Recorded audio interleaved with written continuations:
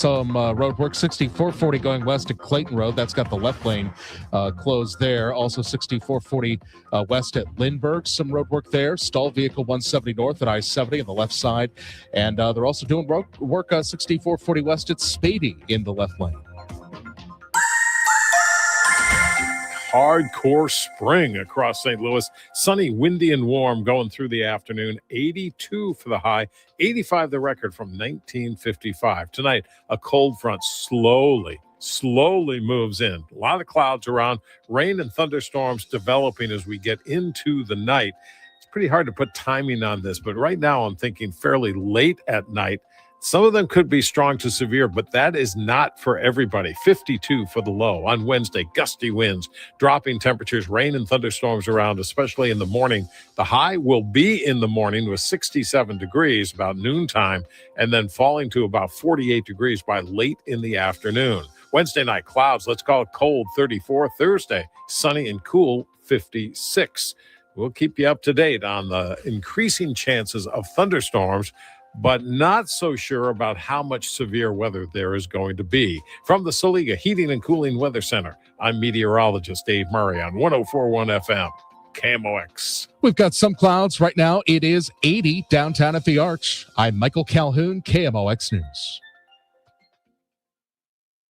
The Dave Glover Show is sponsored by the Michaels Flooring Outlet, the flooring experts. IGotFloored.com.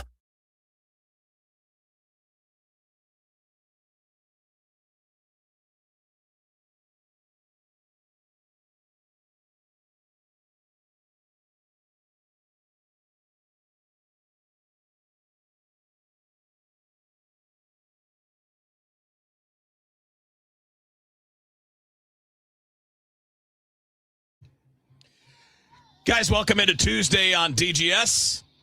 No Dave Glover once more. Dave will be back next week. Still down in Jupiter, having a good old time, watching the Cardinals, hanging out with his buddies. He and Michael Kelly, apparently the dynamic duo.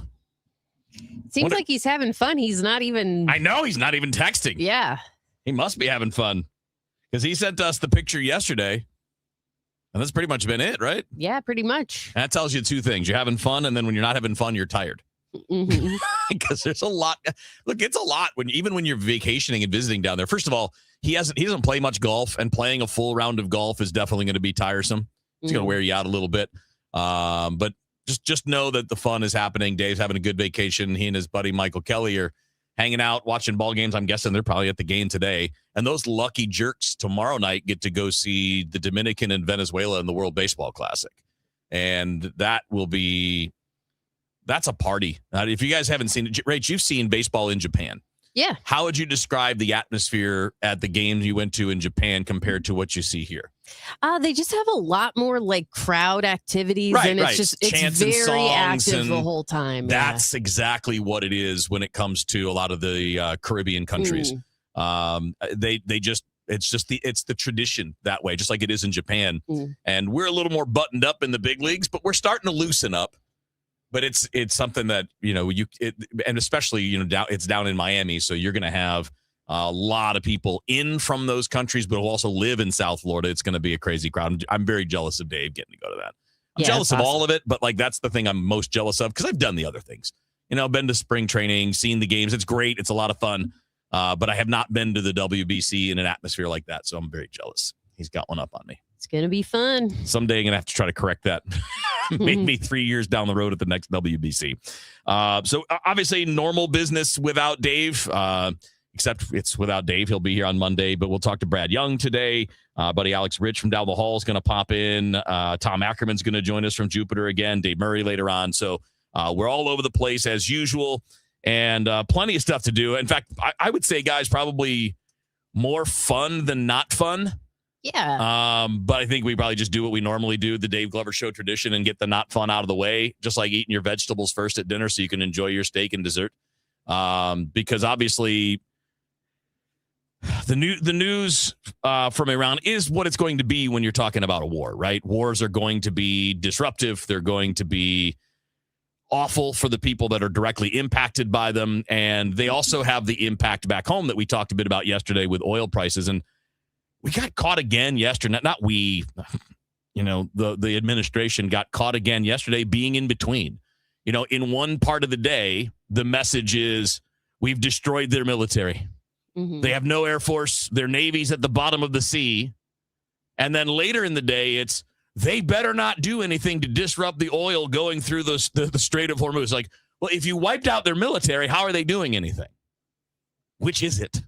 Yeah. And the lack of consistent communication we had. You guys know the story about the Tomahawk missile that hit near a school, obviously destroyed the school.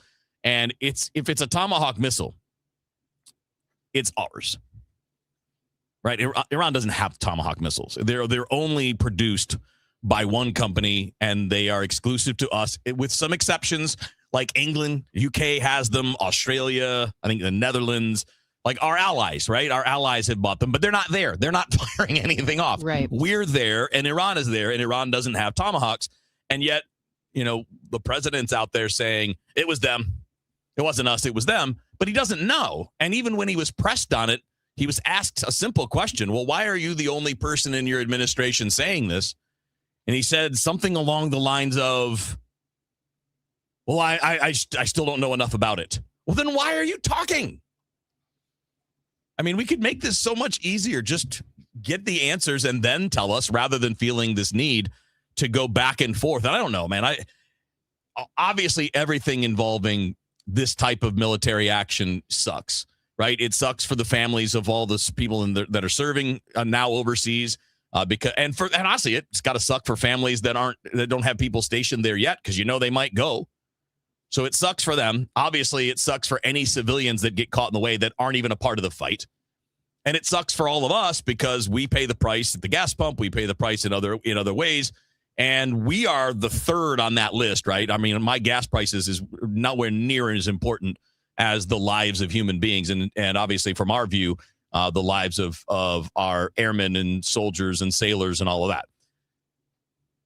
But we can't even get on the same page with how we're going to communicate it. Because 6 months ago, the story was we absolutely obliterated Iran's nuclear capabilities. And now we had to go fast because they were going to do it. Well, wait a minute. If you obliterated those 6 months ago, how? This is the back and forth that drives me nuts. I don't know how you guys feel about it, but there's a lot of disagreement on individual things. But this inconsistency, I'm going to thump my chest and brag because we kicked their ass and we took them down. And then it turns out you didn't. And then yesterday, it's the same kind of thing where, in the morning, we have destroyed all of their Navy. We have destroyed their Air Force, but they better not try to disrupt oil. Well, if you've destroyed those things, how are they going to do that? Yeah, I mean, we're just at this really unfortunate point when it comes to our country, where it's you just can't trust anything anyone says. And you definitely can't assume that these things are being said and done in good faith, because then you will end up just even more frustrated. I am just at the point where I just assume I'm being lied to and I'm being misled. And I really don't like being like that. But whenever you're receiving contradictory information on a daily basis, on the same day about the same subject, and people will say things, and then reporters are like, well, yesterday you said this, and they're like, no, I didn't. Yeah. Well, we have you on tape. We literally have a video of you saying it, and it's not some sort of AI deep fake. You said it, but you can just deny it. And then there's just so much happening. I was listening to Chris and Amy, I guess it was yesterday morning, and Amy was talking about there's just so much happening that it's you just lose track of what's going on. And I do find that to be intentional. Oh, yeah. It's just basically waterboard us with as much information and false information you can't trust. Hey, look over there, look over there, look over there.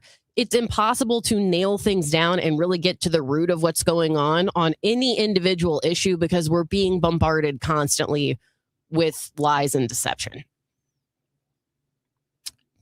Seems it seems a good way to sum it up. And it's just, the baffling part is the people that miss the contradiction. So it's not really a contradiction. Well, yeah, it is. If you're saying they're decimated, then they can't stop you from transporting oil. And, it turns out here's the reality of what we see from intelligence sources, military sources, is that the idea of just simply escorting the oil tankers through the Strait of Hormuz is not as simple as you think it is. So yes, in terms of, in theory, it's a great idea, right? Because warships won't attack your warships for fear of being sunk, like that idea. But what we're not thinking of is the unconventional stuff. What I saw in the write-up was the Republican Guard is probably going to be going more in a stealth / guerrilla mode. So it's going to be laying mines through the Strait of Hormuz. It's going to be suicide boats ramming into things. It's going to be unconventional, which makes it difficult for a warship to deal with. And not that we don't have counters for all of those things, but it just complicates the issue, right? It's not as simple as follow behind these 10 oil tankers and nobody will mess with them. It's just not that simple. And it's also a lot more oil tankers than you think on a day-to-day basis. And this idea that we always come up with these solutions that seem so simple, but then in terms of executing them, they're not simple. They're they're very complicated. And I know that the people that are the actual military commanders, they know these things, right? They're not the ones that are throwing these things out there to the public.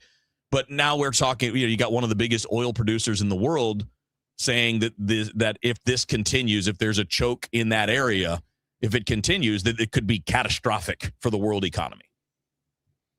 Well, I'm not sure how that was. And again, none of that was communicated. None of that is acknowledged in any of the things. And is what we're doing so necessary that all of these other risks go? If that's the case, you got to prove your case. Right. I think we can all, if you're a grown person, you can listen to logic and reason. You can say, hey, yeah, we know that's the price of doing this, but it's necessary now. And here's X, Y, and Z, why it's necessary.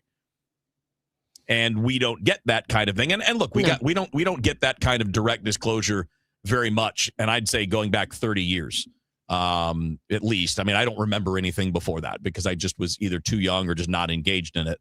But starting in my 20s, paying attention, it's been similar. There's always deflection and deception. And, my earliest memory of it was the whole Clinton wag the dog thing, right? When the Lewinsky thing's going on, ooh, look at this. We're going to go over here and we're going to shoot some rockets. Like that stuff has been going on for a long time.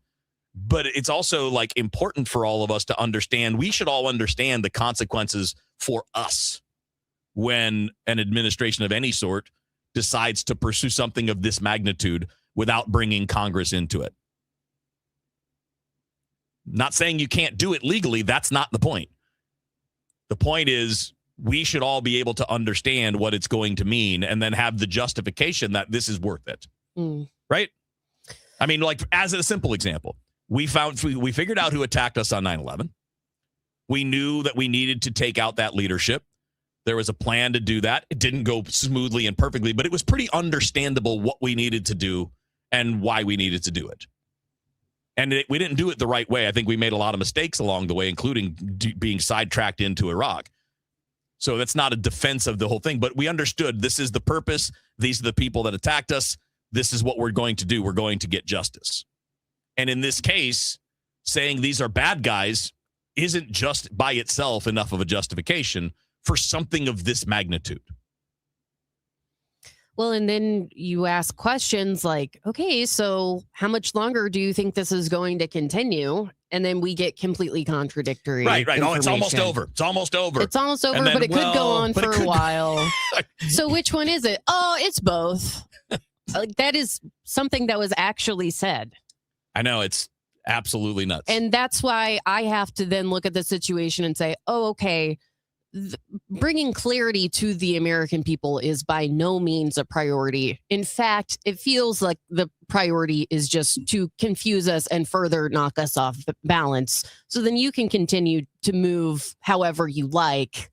And we just have a harder and harder time holding the situation accountable. Yeah, I mean, again, I think most of us, and I'm not even dividing between who voted for who, because I think even a lot of people that voted for the current administration can see through a lot of the contradictions and things along those lines. When it comes down to our time to actually do things about it at the elections, we don't. I mean.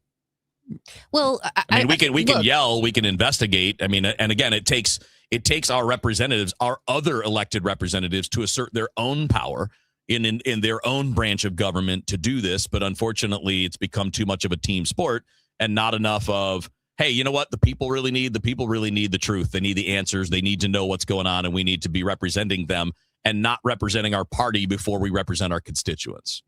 Well, here's the thing. When Donald Trump was elected in November of 2024, the one comfort that I had in the situation, because I did not want him to become president again, the one comfort I had was, well, he says no new wars.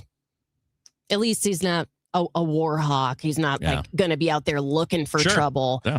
That has not been the case at all. No. And I have to believe there are plenty of people who voted for the president because he said there would be no new wars under his administration, who are extremely disappointed and frustrated with the way things have actually played out. Yeah, I mean, we've talked about the podcast universe where they kind of came on board in 2024, in part because of that.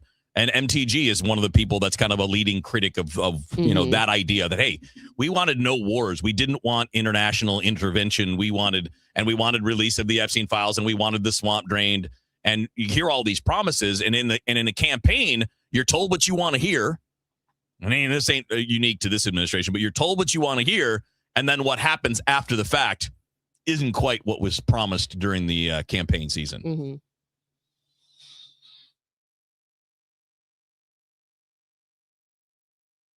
A night of live rock you gotta see. Foghat and Nazareth. With special guest, The Babies. Saturday, May 2nd at the Family Arena. Foghat, Nazareth.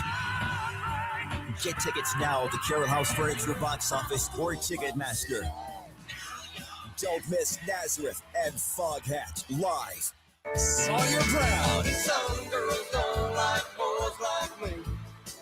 Oh, but some girls do. And Lone Star. Every little thing that you do, baby, I'm a man. Live this Saturday night at 7, the Family Arena. Get tickets now at the Carroll House Furniture box office located at the Family Arena or Ticketmaster. Don't miss Sawyer Brown and Lone Star together live.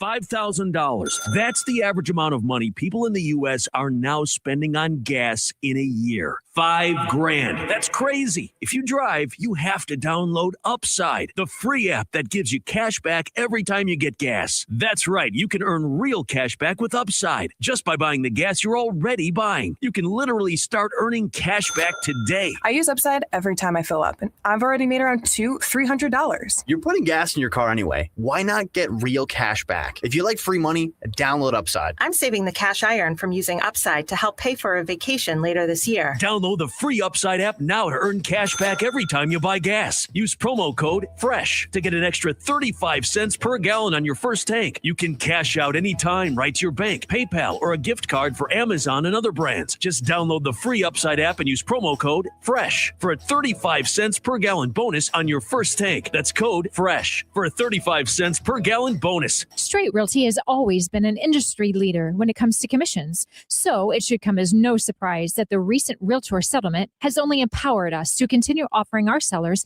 even better rates. We now list homes for only 2%. Hi, I'm Christina Straight, owner of Straight Realty. Call me 314-441-4444. Why pay more than 2? You can also listen to my podcast on my website, straightrealty.com. Commissions are not regulated and are negotiable. Straight Realty is a licensed broker in the state of Missouri. This is the story of the one. As a procurement manager for a hospital system, she keeps every facility in her network stocked and ready. That's why she counts on Grainger to be her single source for thousands of products, from disinfectants to lighting, air filters, and more. And with fast, dependable delivery, Grainger helps her keep every facility stocked, safe, and running smoothly. Call 1-800-GRAINGER, click Grainger.com, or just stop by. Grainger, for the ones who get it done. I'm Ultima Morgan of Morgan & Morgan. Every time one of my children started driving, it was terrifying. Thousands of accidents happen across the country. We see it every day. If you've been injured in a car accident, call us. Dial pound law or visit forthepeople.com for an office near you. 100 years, one legendary voice. We live KMOX's century of service. Classic audio, photos, videos, and more at KMOX100.com.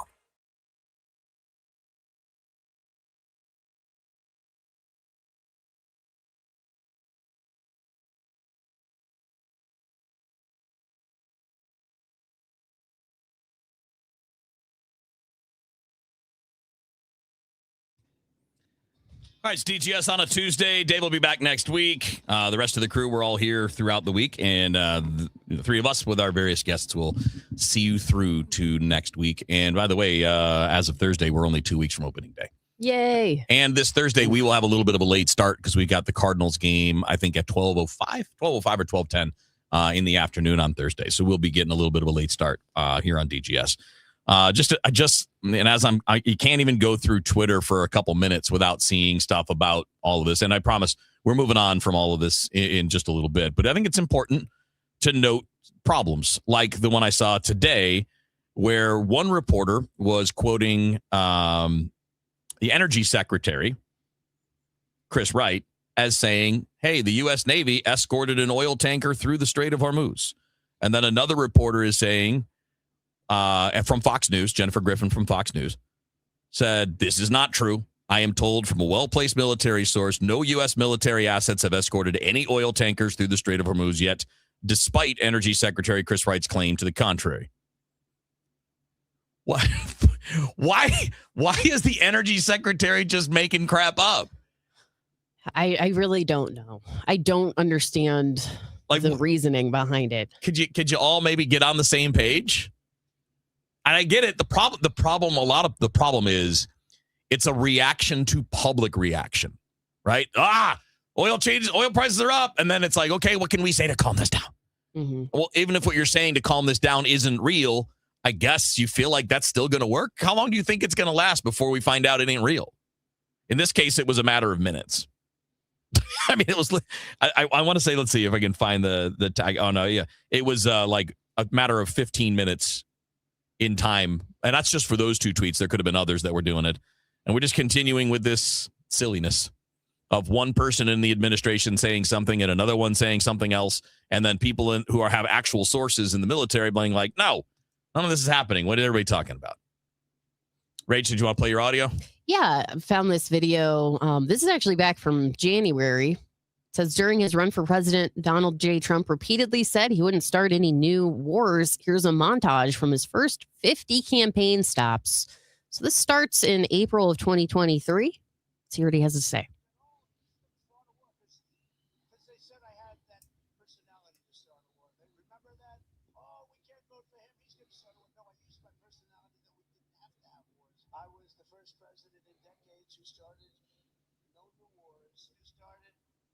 No new wars. No new wars. We don't need the wars. Foreign lands, countries you've never heard of, countries that don't even want us there. I was the first president in decades who started no new wars. I was the first president in decades who started no new wars. We will expel the warmongers from our government. You know, we never got into a war. We have a great record. We had peace. We had prosperity. We had no wars. We had no wars. That started no wars. We didn't have a war. We will expel the warmongers from our government. We will expel the warmongers. Yeah, so it's just on. like it's got it for like another minute of all of that Yeah. at least. And again, the point is not that look in the real world where we do speak with nuance and we understand situations can change. But when it's promise after promise after promise, we're going to release the Epstein files and we're going to do this and we're going to do that, and then as soon as it's time to do that.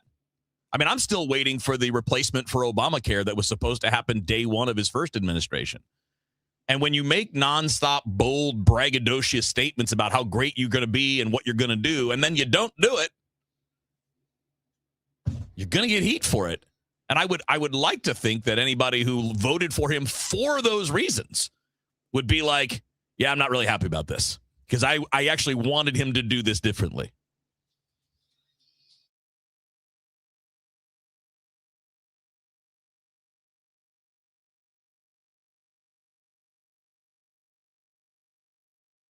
Your ride home just got a lot less of this and a lot more of this. The 3-2 pitch with the runner going, a swing and a high fly ball. Deep left field, and it's a gunner. Kevin Wheeler, Matt Pauley, Bernie Miklasz. 3 voices, 1 hour, all Cardinals. From roster battles in Jupiter to pennant races in St. Louis, the Redbird Rush Hour delivers. The Redbird Rush Hour, weeknights at 5 on the voice of the Cardinals, KMOX. Don't get lulled into believing the IRS is getting soft. It's just the opposite. Hi, this is Lance Drury with the Lance Drury Law Firm. We are being told by IRS collection officers that their higher-ups are demanding that they get more aggressive than ever. So don't ignore them any longer. Level up. If you have unfiled returns, unpaid taxes, levies, or liens, call me, Lance Drury, today, and let me get between you and the IRS. I'll protect your rights. At the Lance Drury Law Firm, our practice is focused 100% on fighting the IRS. Remember, IRS problems are legal problems, and they need to be handled by an expert attorney who's done it for decades. So call the Lance Drury Law Firm today. We're local. Our office is right here in St. Louis. Call 314-260-6120. Visit Lance, DRURY law.com to schedule your free consultation with your local tax resolution law firm. The choice of a lawyer is an important decision and should not be based solely upon advertisements. This is the story of the one. As a procurement manager for a hospital system, she keeps every facility in her network stocked and ready. That's why she counts on Grainger to be her single source for thousands of products, from disinfectants to lighting, air filters, and more. And with fast, dependable delivery, Grainger helps her keep every facility stocked, safe, and running smoothly. Call 1-800-GRAINGER, click Grainger.com, or just stop by. Grainger, for the ones who get it done. Dave Murray's weather forecast is sponsored by Financial and Tax Strategies. No weather concerns at all other than very warm temperatures, lots of sun. It's windy, 82 for the high today. We're getting close to that record of 85 from 1955. Tonight, cloudy skies, rain and thunderstorms developing as we go through the evening hours. Some of these storms could be strong, possibly severe, but that's not for everybody. 52 for the low. On Wednesday, gusty winds, dropping temperatures, rain and thunderstorms focused on the morning. 67 for the high about midday, but falling to 48 by late in the afternoon on Wednesday. 34 Wednesday night with lots of clouds, and Thursday sunny and 56. From the Saliga Heating and Cooling Weather Center, I'm meteorologist Dave Murray on 104.1 FM, KMOX. If your retirement plan is mostly what if and a little fingers crossed, you deserve better answers than that. Check out Wealth and Wisdom Saturdays at 7 a.m. here on KMOX. I'm Garrett Goldberg. Call 800-966-1690. Do you owe $10,000 or more to the IRS like Mark? I've been doing home remodeling for 30 plus years, but the economy crashed. I wound up losing my home, losing my job, and on top of that, owing the IRS a ton of money. I owed the IRS $114,000. It really, truly was the worst part of my life. Then Mark found tax relief advocates. On news radio, I heard about TRA, and I thought, what's the worst that could happen? So I picked up the phone and I called them. When it was all said and done, TRA settled my $114,000 debt for $100, and I'm telling you, I was ecstatic. Could not believe it.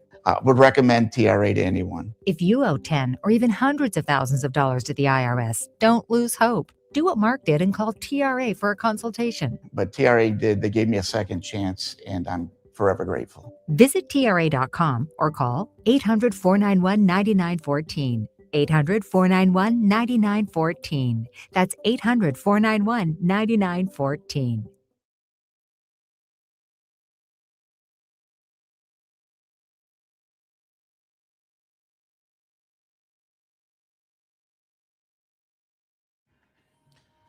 All right, TGS on a Tuesday.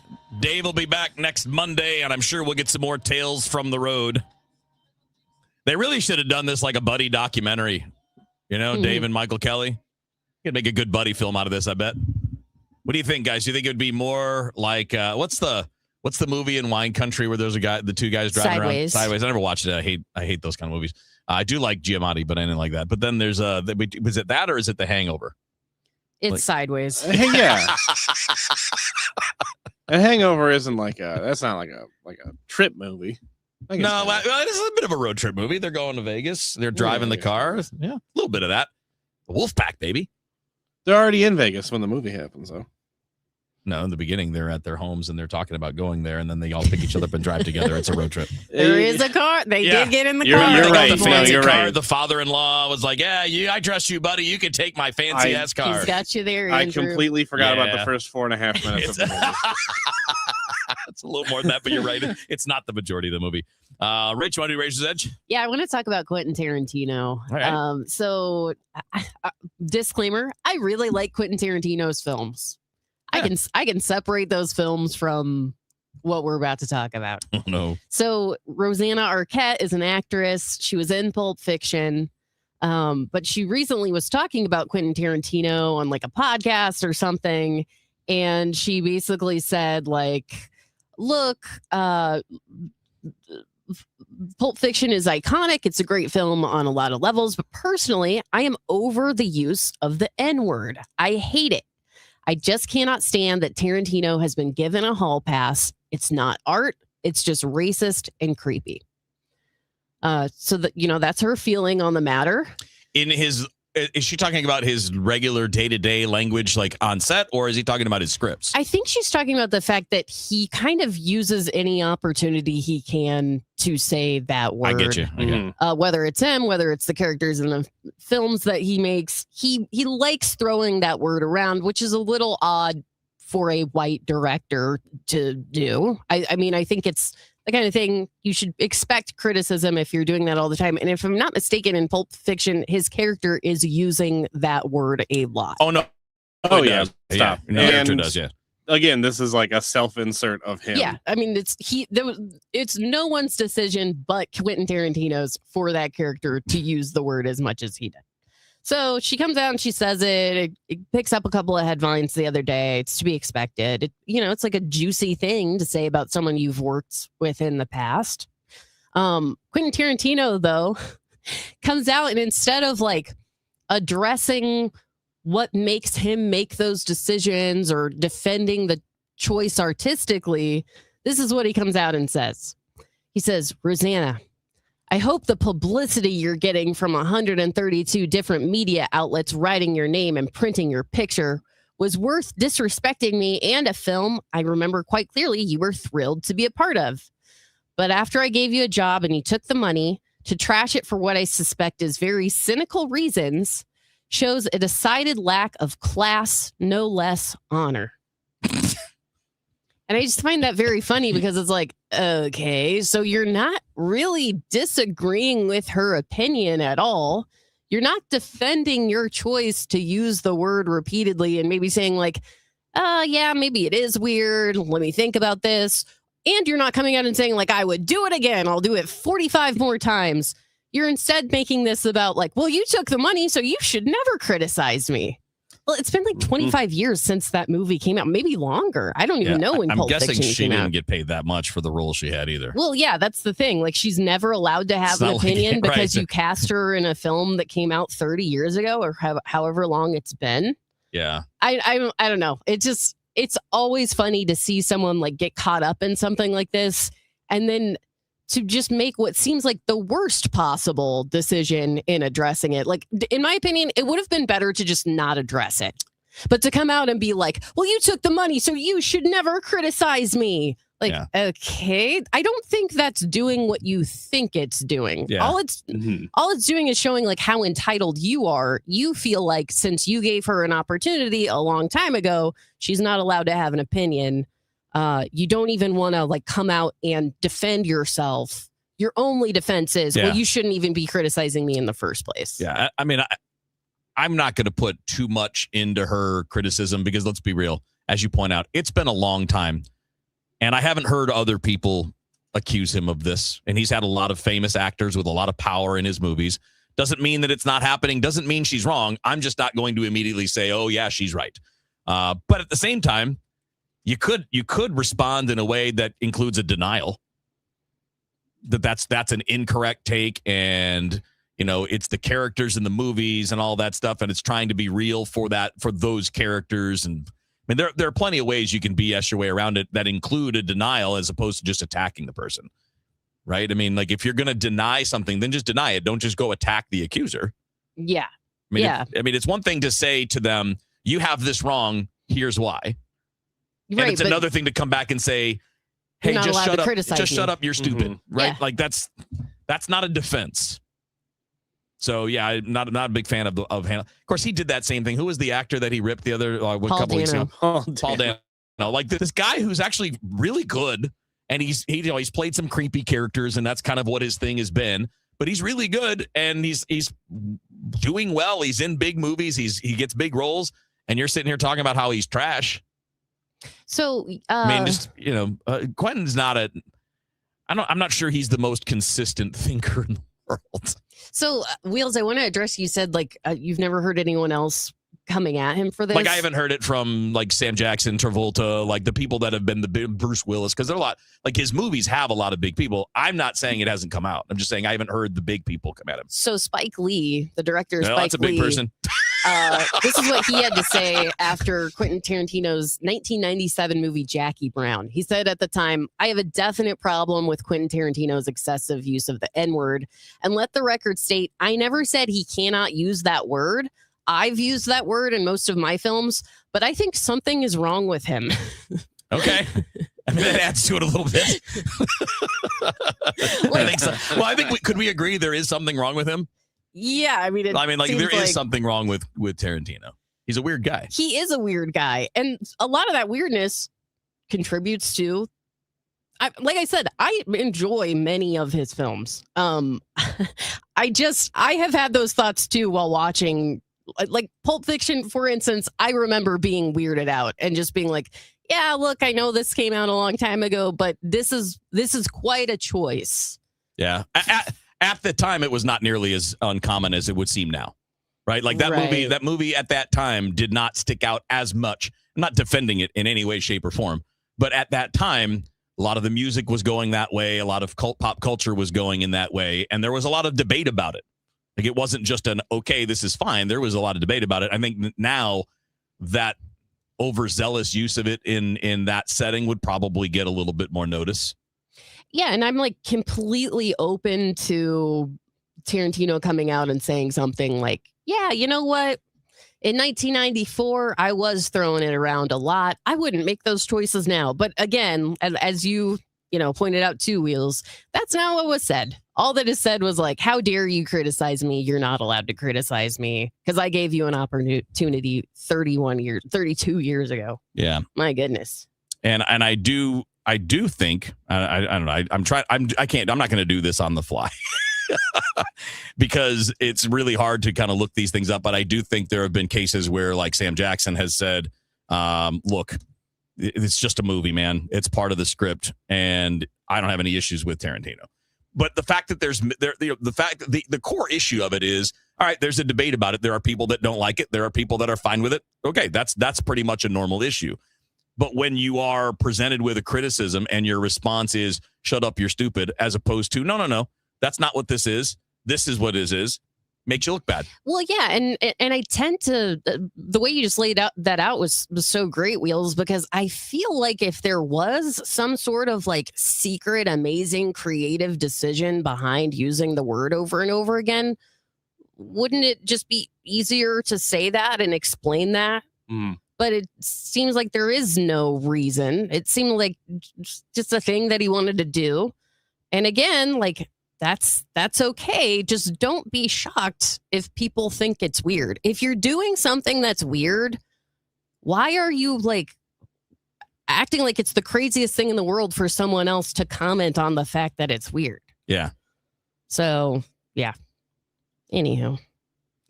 Yeah, the story that I'm looking at from Sam Jackson, I won't go too deep, but he was talking about Django Unchained and how Leonardo DiCaprio was like, I don't know if I can do this. And it was both Sam Jackson and Quentin Tarantino that went to him and said, no, you got to do this. This is what this character is. You've got to do it. So it'll be a back and forth, but I got to say, just overall, Tarantino didn't help himself.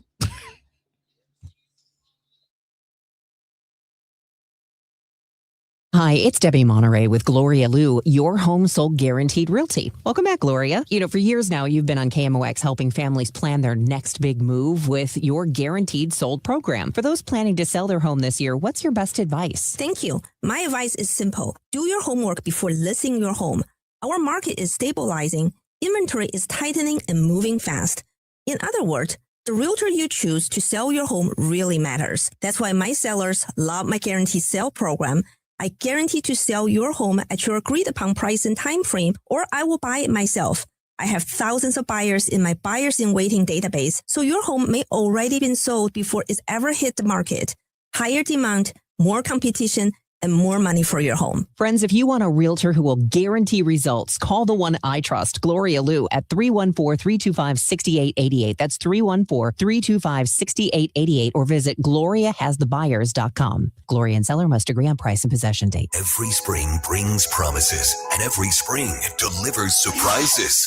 This year, the Cardinals are writing a new story, and there'll be plenty of surprises. Tom Ackerman is in Jupiter, Florida, with inside access to Camp Cardinals. Presented by St. Louis Composting. Composting, growing gardens and making memories. And Happy Roof. We always create happy endings. From breakout performances to roster revelations, get reports throughout the day on the voice of the Cardinals, KMOX. Retiring soon? Get the information you need by joining Kyle Jones and Matt Allgeier of Fire Capital Management for your retirement highway, Sunday mornings at 9:30. Investment advisory services made available through Pine Ridge Advisors, LLC, registered investment advisors. Securities made available through AE Financial Services, LLC, member FINRA and SIPC.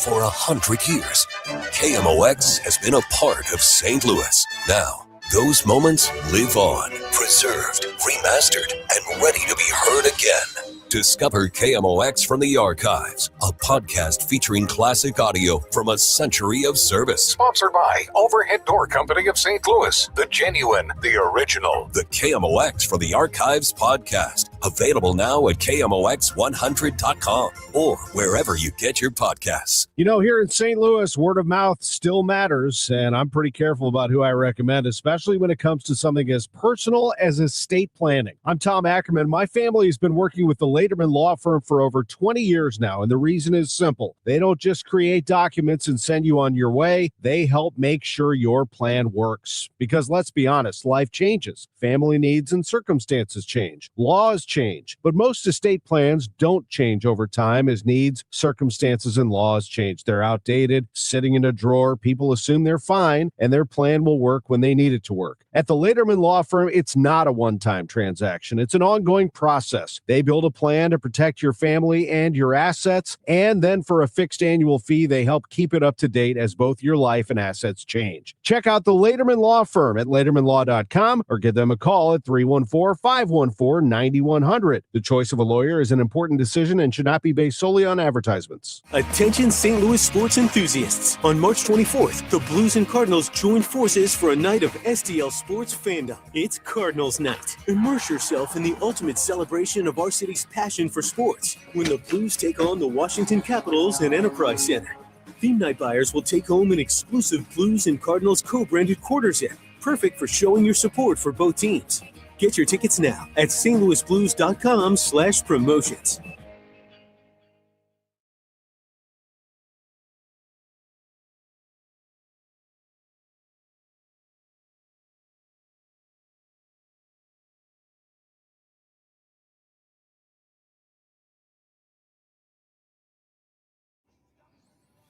All right, it's DGS on a Monday.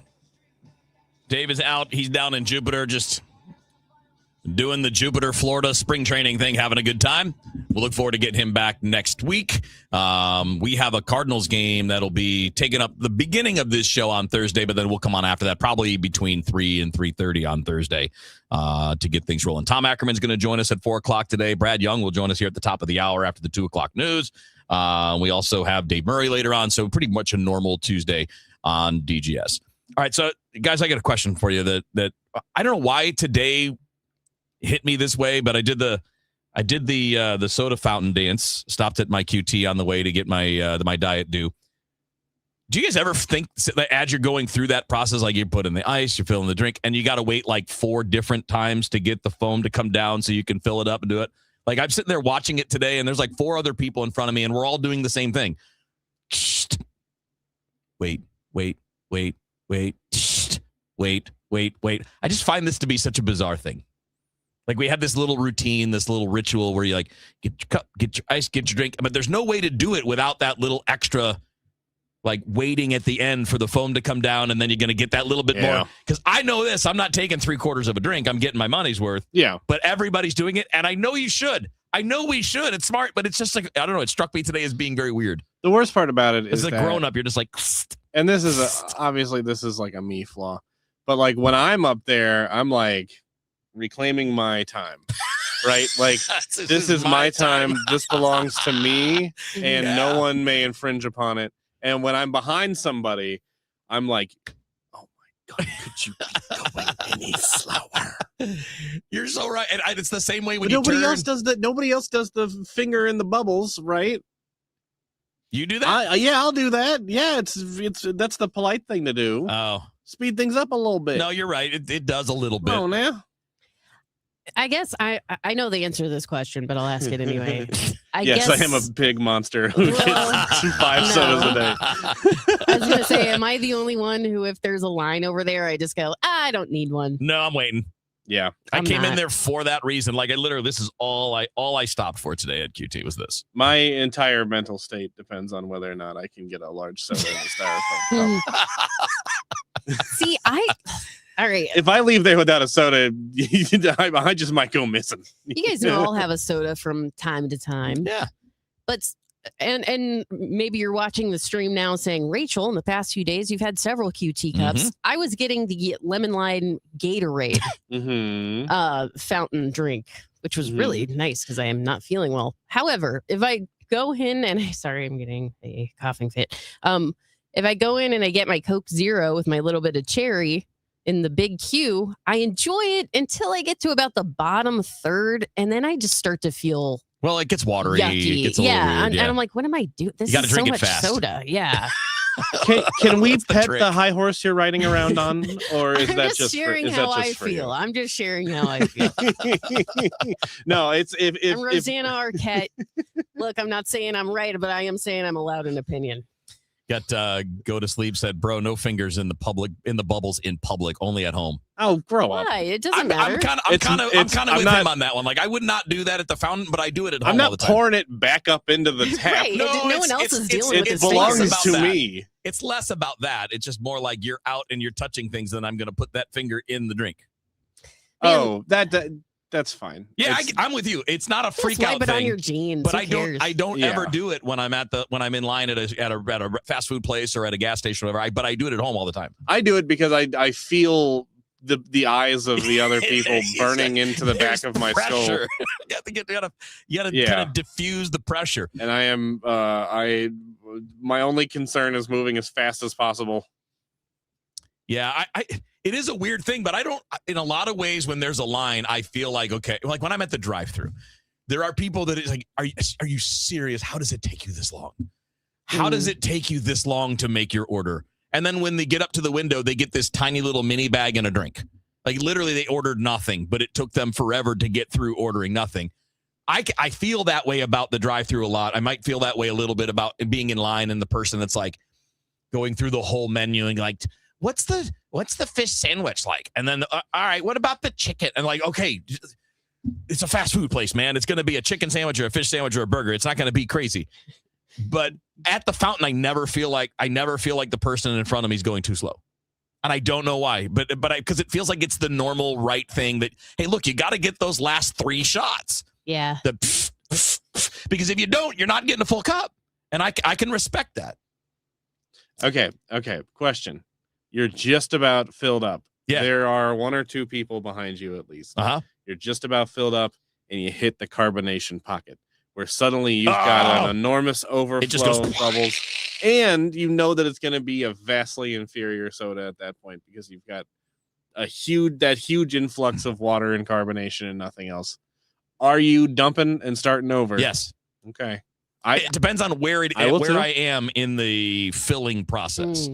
Right? Like I may not dump it all, but I will get rid of all that and then try to start over when it resets. Oh, you won't dump it all. Interesting. Not if I was near the end when that happened. Yeah, but if that happens at the beginning. In this scenario, yes, you are near the end. Yeah. You guys know I went to Christian school. Yeah. Mm-hmm. There was QT was just as popular then as it is now. And there was a young man who went to the school who came in and started witnessing one day. And he was like, I have made the decision to stop taking sips of my QT soda and then refilling. You know, you'll go in and you'll fill up a little bit. It gets a little too close to the top. Exactly. Well, that's the second part of the routine, because if you get too close to the top, the lid will close and spill. Exactly. And maybe you drank a little too much and you want to get it back to where it should be. But you could also see, you know, maybe if you're in high school, you go in, you get your soda. Oh, I'll take a couple of sips and then refill and go pay. Have been guilty of that many times in the past. The Lord had, I guess, laid it on his heart that was stealing. Oh, okay. And he was trying to get all of us to agree to not do that anymore either. I mean, if you were to like pound the whole thing and then refill it, that's clearly, but like a couple of sips, come on. I don't think would you steal a penny? I'm just hearing victimless crime. Even if you just chug the whole thing. The owner of QT would be like, yeah, you can chill. Fine. It's not a big deal. I mean, you could do that right there in front of the employees. They're not going to say anything. Just obviously just don't like gulp it and then go back for more. I'll do that. I mean, even if I'll do that. Absolutely. I will say this. I will do that at the restaurants where it's free refills.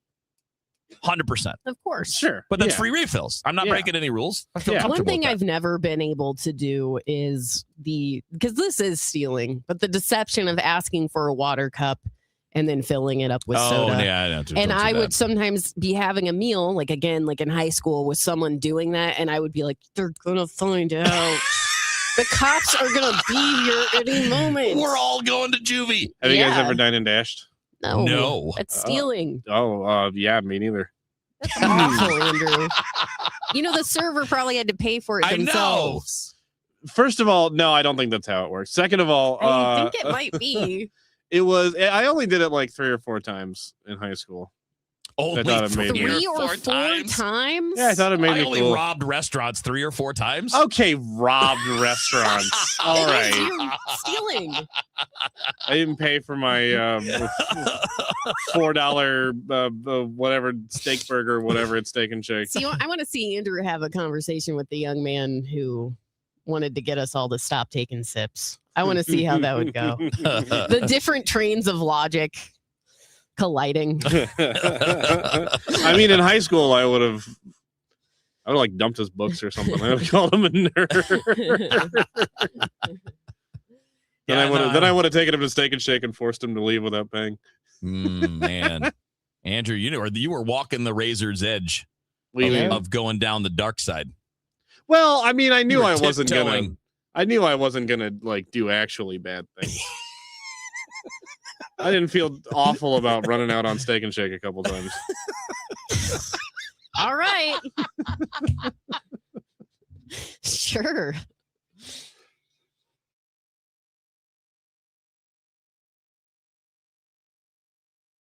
So one of the easiest and most impactful live endorsements I've had in 25 years is one of my newest. It's Stewie from Stewart's American Mortgage. And I've always known about Stewie, and some of my colleagues have done lives for him, and I didn't really understand it. I knew the bagel loan, right? And I knew that the bagel represented zero, but I didn't understand what that meant. And Stewie educated me to tell me why his mortgage company is different than anyone else in the St. Louis Metro, and here are the basics. Stewie and his son Jordan originate every single loan. They don't have commission sales people. Because of that, they save money. So what they have decided to do, rather than pocketing the money and making more profit, is they pay the fees. Mortgage companies make the bulk of their money from fees. With Stewie, you don't pay that. He pays it. So here's his cell phone number. Use it anytime, day or night. 314-324-4440. 314-324-4440. Find out why Stewie is truly unique in the mortgage business and how that can help you. Google the Bagel Loan, NMLS 226715.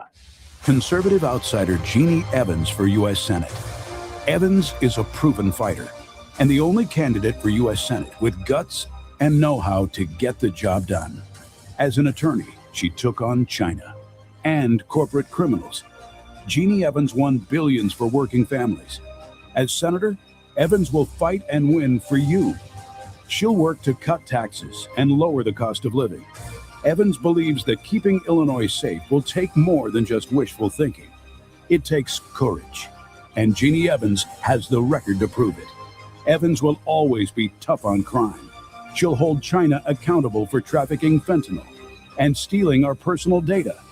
Jeannie Evans puts America first. A proven fighter. Conservative outsider Jeannie Evans for U.S. Senate. I'm Jeannie Evans. Republican candidate for U.S. Senate, and I approve this message. Paid for by Genie for Illinois. My son loves to fly kites, but my active psoriatic arthritis can sometimes hold me back. Now with Skyrizi to treat my skin and joints, I'm ready to go. Skyrizi, risankizumab Riza, a prescription-only 150 milligram injection for adults, helps with less joint pain, stiffness, swelling, and fatigue. For those who also have plaque psoriasis, 90% clearer skin is possible with just 4 doses a year after 2 starter doses. Don't use if allergic to Skyrizi. Serious allergic reactions and an increased risk of infections or a lower ability to fight them may occur. Before treatment, your doctor should check for infection and tuberculosis. Tell your doctor if you have an infection or symptoms such as fever, sweats, chills, muscle aches, or cough, or if you plan to or recently received a vaccine. With Skyrizi, there's nothing like clearer skin and better movement, and that means everything. Ask your doctor about Skyrizi today and visit skyrizi.com or call 1-866-SKY-RIZZI to learn more. Straight Realty has always been an industry leader when it comes to commissions. So it should come as no surprise that the recent Realtor settlement has only empowered us to continue offering our sellers even better rates. We now list homes for only 2%. Hi, I'm Christina Straight, owner of Straight Realty. Call me 314-441-4444. Why pay more than 2? You can also listen to my podcast on my website, straightrealty.com. Commissions are not regulated and are negotiable. Straight Realty is a licensed broker in the state of Missouri. Siteman Cancer Center Spotlight. Dr. Jean Wang, a WashU Medicine gastroenterologist at Siteman Cancer Center. Once you're 45 and over, even if you're not having symptoms or even if you don't have a family history, we recommend everyone get screened for colorectal cancer because everyone is at risk. Everyone is at risk, even if you're not having symptoms. This is Colorectal Cancer Awareness Month, and for more information, you can visit siteman.wustl.edu. News, talk, cards. KMOX AM St. Louis. KMOX FM Hazelwood. Always live on the free Odyssey app. At 2 o'clock, we've got some clouds. Right now, it's 82 degrees downtown at the Arch. Have you gotten outside today? Michael, no concerns about thunderstorms as we go through the afternoon into the early evening, but a cold front is going to trigger rain and thunderstorms later on tonight, especially late night into Wednesday morning. Some of these could go strong, possibly severe, but I want to stress that's not for everybody, but we have to watch it. I'll keep you up to date. That is Dave Murray. Saudi Arabia and Kuwait have intercepted drones fired from Iran. The Saudi Defense Ministry says it has destroyed drones over the kingdom's oil-rich eastern region, while in Kuwait, the National Guard says it shot down some in the country's northern and southern areas. Iran's latest attacks on neighboring Gulf states come as President Donald Trump late on Monday told Republican lawmakers the war was likely to be a short excursion, but hours later threatened in a post on social media that the U.S. would dramatically increase attacks if Iran tried to close the Strait of Hormuz. In an apparent response to Trump's remarks published in Iranian state media, the paramilitary Revolutionary Guard said Iran will determine when the war ends. I'm Charles de Ledesma. Granite City is holding open discussions about data center regulations tonight. Is one coming? Mayor Mike Parkinson says there are no plans to bring a data center to Granite City at this time, which is why he says now is the time to establish new zoning and regulations. One of the things that we're trying to put in place before an offer does come, because clearly once somebody purchases land and it's zoned correctly, you're limited in what you can do after that. Asked about data centers being a contentious topic in cities across the region and country, Parkinson says leaders and skeptics both need to do a better job at listening to one another. That is the problem, right? Is that you know, the public needs to be heard, but so does the other side that has to look at this as well. The meeting will be held at the Mill Event Center tonight at 5. Sean Malone, KMOX News. 314 Day is officially on Saturday, but the celebrating kicked off yesterday. It runs all week. It's been great to see how the entire region has really come to support 314 Day and get that spirit of pride and unity that we're trying to build across the region for all of the great things that we have here in St. Louis. Tony Weish with Greater St. Louis Inc. says there are trivia nights, 314 Day parties, concerts, not to mention dozens of businesses across the region offering 314 specials and discounts. From the business desk, home sales ticked upwards in February. A modest rebound for U.S. home sales. The National Association of Realtors said sales of existing U.S. homes rose 1.7% last month from January. Sales were still down 1.4% compared to February last year. The data also show home prices rose slightly last month from a year ago, nudging the national median U.S. sales price to $398,000. Years of rising home prices and a chronic shortage of homes for sale nationally have left many aspiring homeowners priced out of the market, but those who can afford to buy benefited last month from some of the lowest mortgage rates in over 3 years. I'm Alex Vega. The Dow from Stifel is up 120 points to 47,861.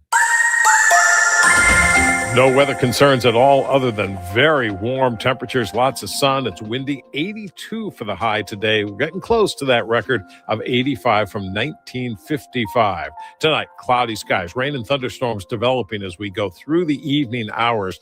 Some of these storms could be strong, possibly severe, but that's not for everybody. 52 for the low. On Wednesday, gusty winds, dropping temperatures, rain and thunderstorms focused on the morning. 67 for the high about midday, but falling to 48 by late in the afternoon on Wednesday. 34 Wednesday night with lots of clouds, and Thursday sunny and 56. From the Saliga Heating and Cooling Weather Center, I'm meteorologist Dave Murray on 104.1 FM. KMOX. We've got windy conditions right now, 82 downtown at the Arch. I'm Michael Calhoun, KMOX News. It's time for a $98 furnace tune-up. Honey, I found the one. Oh, I thought I was the one. Oh, you are, but this one's certified, background check, shows up on time, and can install all the ceiling fans. Heating, cooling, electrical, and plumbing. Trusted pros who do it right. The Dave Glover Show is sponsored by the Michaels Flooring Outlet, the flooring experts. IGotFloored.com.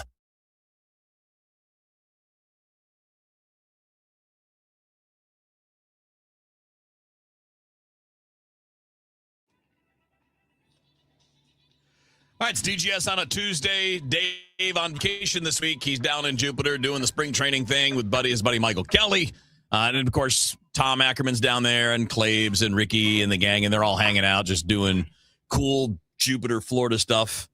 Jerks. I'm glad they're having a good time out on the golf course, at the ballpark, at all the restaurants. I'm glad they're having a good time and look forward to hearing Dave tell us the stories when he's back next week. But we're just going to hang tight and keep doing our normal thing here on DGS. And that includes bringing in our buddy Brad Young, who is the show's legal analyst and also a political analyst as well. What's up, Brad? How you doing today? Wheels, you and I are here while everybody else is in paradise. I get it. Yeah, it's feeling pretty paradisey these last couple of days, though. It's kind of nice. It's 80 degrees. That's true. It's just not, there's no palm trees. There's no ocean. It's warm. But besides all of that, yeah, it's great. Other than that, we're killing it. It's pretty great. All right, so you always send us a couple things that you're interested in talking about. I'm really interested in the Ticketmaster story. So why don't you lay that out for us and kind of get us going? Because I think this is something that impacts literally everybody that's going to sporting events, concerts, and all that. Well, we all know that like 10 years ago, Live Nation bought Ticketmaster. Right. And once they did, they secured literally, I mean, it meets all the definitions of a monopoly. They had bundling contracts with the venues. They owned the sales of the tickets. They had exclusive contracts with the artists, and there were fines and penalties if anyone used any venue other than those that were operated by or contractually run by Live Nation. So it met all the definitions of a monopoly. So the Department of Justice several years ago filed a lawsuit. That case went to trial, started going to trial last week. It was announced late last night, early this morning, that the Department of Justice has reached a settlement with Live Nation, which would end the Department of Justice's attempt to break up Live Nation into separate pieces. So this is a loss for a lot of people then, because from my understanding, the story you sent to us explains it pretty well, that there are still a lot of states that are continuing to pursue this, like individual states, and they appear to be worried that the U.S. government pulling out of this will damage what it looks like to juries, because obviously, this might be, I don't know, a done deal from the federal perspective, but it's still something that needs to be addressed. It is, Wheels. And what's interesting is, and I'm going to try not to dive too deeply into the weeds here so people stay awake, but essentially under the Sherman Act and the Clayton Act, those are the two laws that make up the federal law when it comes to monopolies. Under both of those acts, states who have their own version of the Sherman Act can also pursue their own concurrent litigation against companies. So that means that even though the DOJ has reached a settlement, even though that's probably going to be a done deal from a federal perspective, states are still empowered to move forward. And I looked at the states that are going to move forward, and it's not.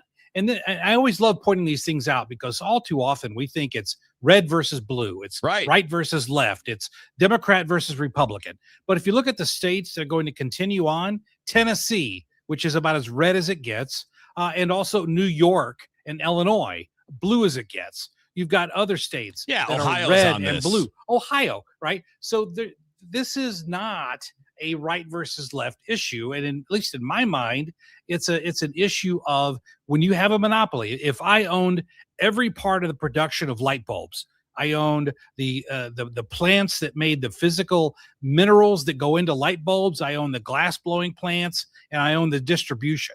I could charge anything I want for light bulbs because I have no competition. Right. And so in this instance, I think we saw, and the biggest hiccup was with Taylor Swift a couple of years ago. Right. But there's no question that these ticket sales, the cost is outrageous. The costs go up because there's been no competition. And I've got all the terms of the settlement here with the DOJ, but really, I think that's kind of Band-Aid on, it's putting a Band-Aid on the issue, because as long as Live Nation owns Ticketmaster, to some extent, these same issues will continue. So what did they accept? What did the United States government decide was an acceptable settlement here? Well, the acceptable settlement is $300 million that goes to the states who agree to accept the settlement. And so that gets $300 million up. Each, or just chunks No, of? $300 million in total. Jeez. That's then divided up between the various states. It's almost that agree 30 to the states. settlement. It's almost 30 states that are signed on to this. I think it's 28 states that are signed on. So you're looking at roughly $10 million per state. Also, Jeez, that's nothing. Ticketmaster, it's not. That's nothing. That's nothing. Ticketmaster has to offer a standalone ticketing system that they are required by the terms of the settlement to allow, like SeatGeek or StubHub or Eventbrite or others can use the same standalone system to sell tickets as Ticketmaster, because Ticketmaster has to make it open for these other companies. And they also they only have a 4-year limit on exclusivity contracts. And after that, they cannot have exclusivity contracts with artists. So that's kind of the biggest. There's some other minor things, like the ticketing service fee is capped at 15% of the ticket price.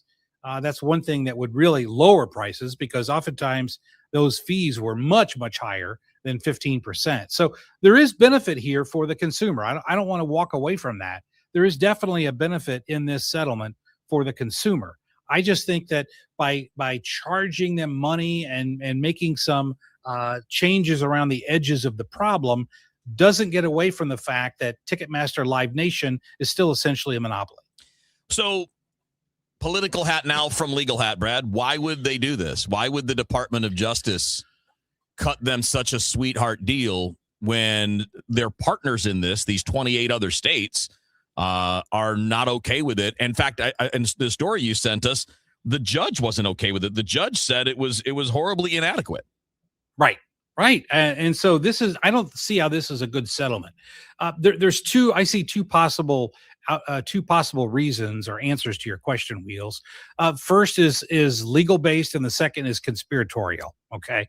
The first, legal based, anytime you reach a settlement, it's because, at least from an attorney's perspective, you think you're going to do better in a settlement than you would do if you take it to trial.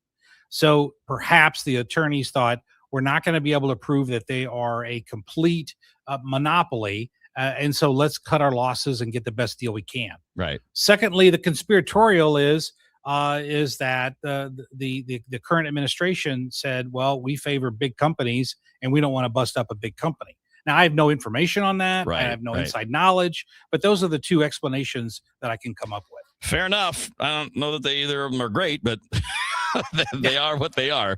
All right, let's move over to the Missouri Supreme Court. You sent us this story. It's about a challenge over redistricting.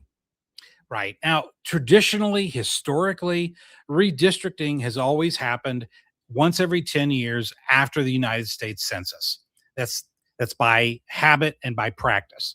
But this year, several states, including Missouri, started doing what they call mid-decade congressional redistricting. And just in case folks don't know, congressional redistricting is where you recarve up the lines and you can determine who gets to vote for what people, whether it's for the U.S. Senate or the U.S. Congress. And so Missouri's tried this. They've decided to try to do mid-decade congressional redistricting. The Supreme Court is hearing oral arguments on this literally right now as we speak. So I don't. Right. It'll be a while before we get an opinion, but it's being argued right now. Fascinating. Brad, you mind? It's not a curveball, but you mind a pitch you might not have expected? Oh, never. I always love it. Stump the Lawyer is my favorite game. Well, I shouldn't stump you. I think we brought it up when you were on with the whole group of us, including Dave. It might have been a while back. But today, again, Mike Kehoe on his official Twitter account put this out there. He said, Missouri's tax code was built for the past 100 years. Our economy demands one for the next 100 years. It's time to phase out and eliminate Missouri's individual income tax.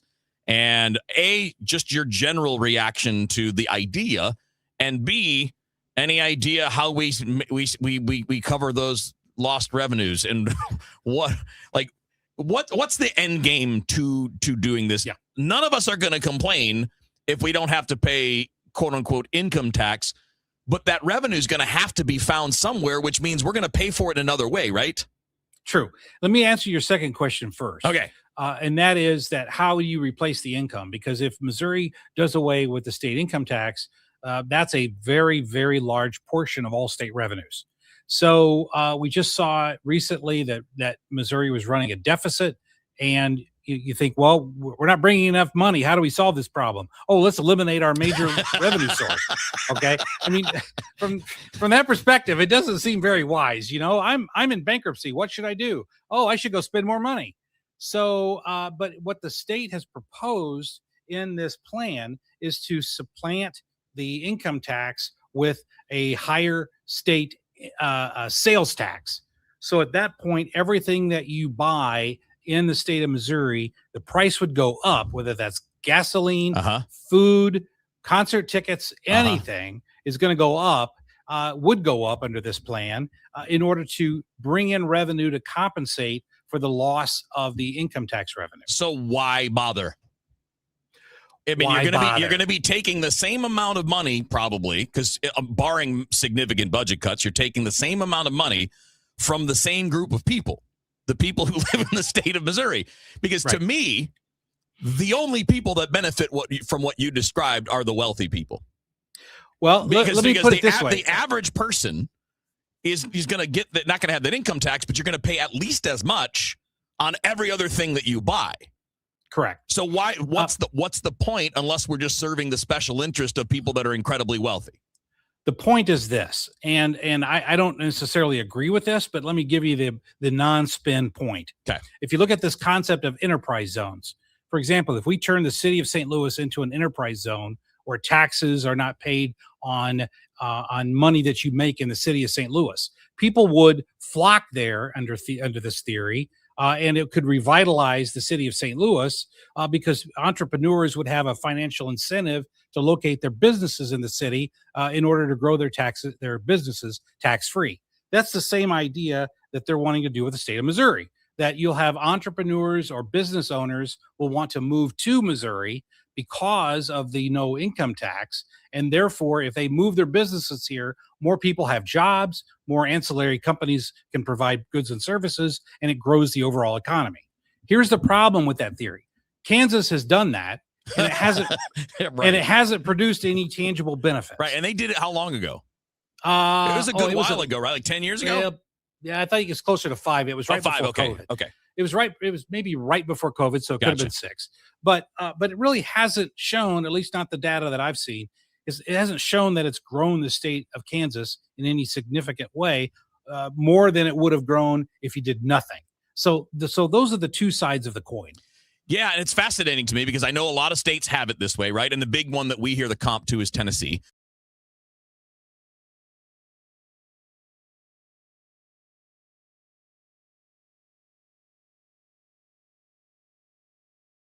Places, but we don't have something that Nashville has or that Tennessee has, which is Nashville.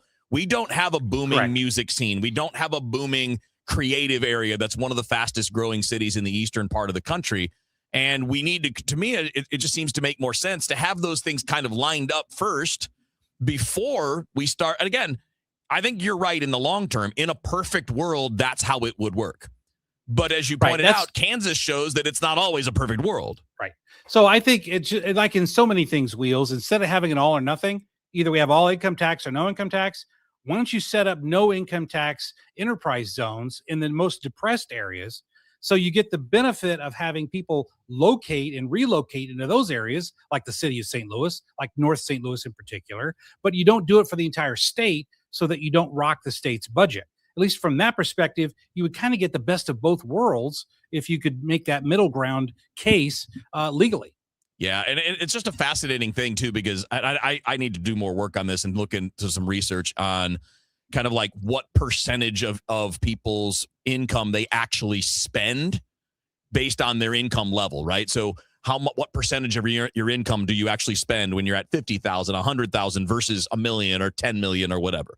Because that kind of tells you who's going to take the biggest kick in the teeth and who's going to get the biggest short-term benefit, not even counting the potential for the long-term that you described. Yep, that's true. And at least in theory, wrapping this up, at least in theory, even rich people would pay more in sales tax because they buy more stuff. So it would but still do they buy more as a representation of their actual income, right? So they could spend more than me, but they make 10 times as much as me. If they spend 5 times as much as me, they still get a big net victory. That's true. Well, we'll see how it turns out. Brad, you're the best, man. Thank you. All right. Thanks, Wheels.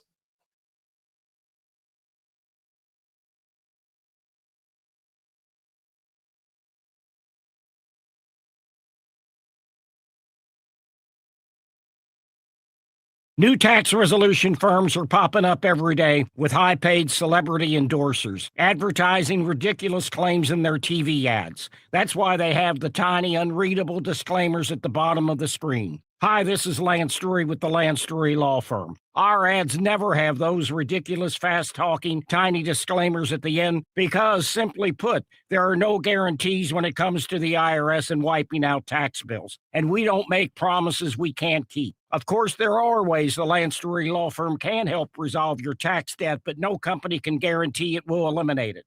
This is why their clients call the Lance Drury Law Firm when those promises don't pan out. If you have tax problems, you have legal problems, call me, Lance Drury in St. Louis at 314-260-6120 or visit Lance, D-R-U-R-Y, law.com to schedule your free consultation with your local tax resolution law firm. The choice of a lawyer is an important decision and should not be based solely upon advertisements. Hey everyone, I'm Josh Radner, and I am so excited to tell you about How We Made Your Mother, a rewatch podcast looking back at how I met your mother. And I'm here with Craig Tom hated the show along with Carter Bays. Hi, Craig. Hey, Josh. Somehow it has been 20 years since the show premiered. I'm going to check the math on that. 10 years since it went off the air. And we thought that made this a perfect time to look back, see what the hell we did, and why the show still seems to resonate with fans around the world today. Follow and listen to How We Made Your Mother wherever you get your podcast. This is the story of the one.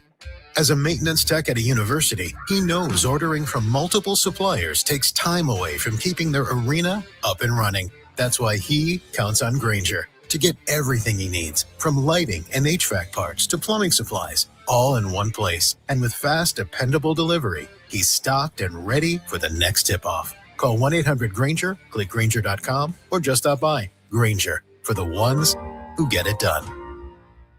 It's your captain speaking. To the passenger with the mirror fast soft shoes, smart move. No way am I letting travel constipation ruin this trip. Can't blame you. Mirafast works fast, but without the harsh side effects. Since I'm such a smart traveler, can I move to first class? No.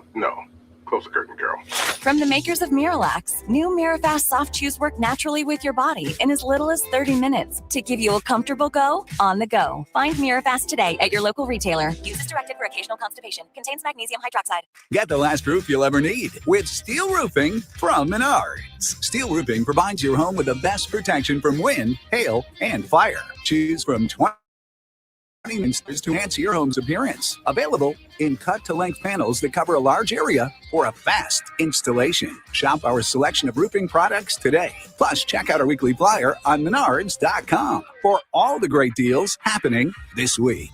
Save big money at Menards. Here in St. Louis, we take pride in supporting our health and our community. That's why more and more families are turning to Neovitin multivitamins, created by a local physician and made right here in the U.S. using the highest quality domestic and international ingredients. With formulas for men, women, and adults 50 plus, Neovitin helps keep St. Louis families energized, supported, and ready for life.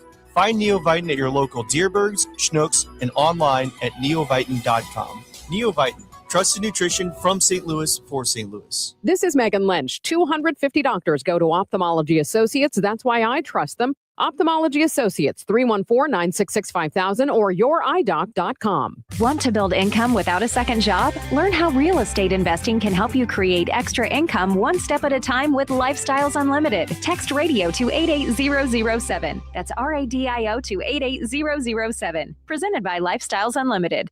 Proudly serving St. Louis for over 100 years. KMOX, the voice of St. Louis.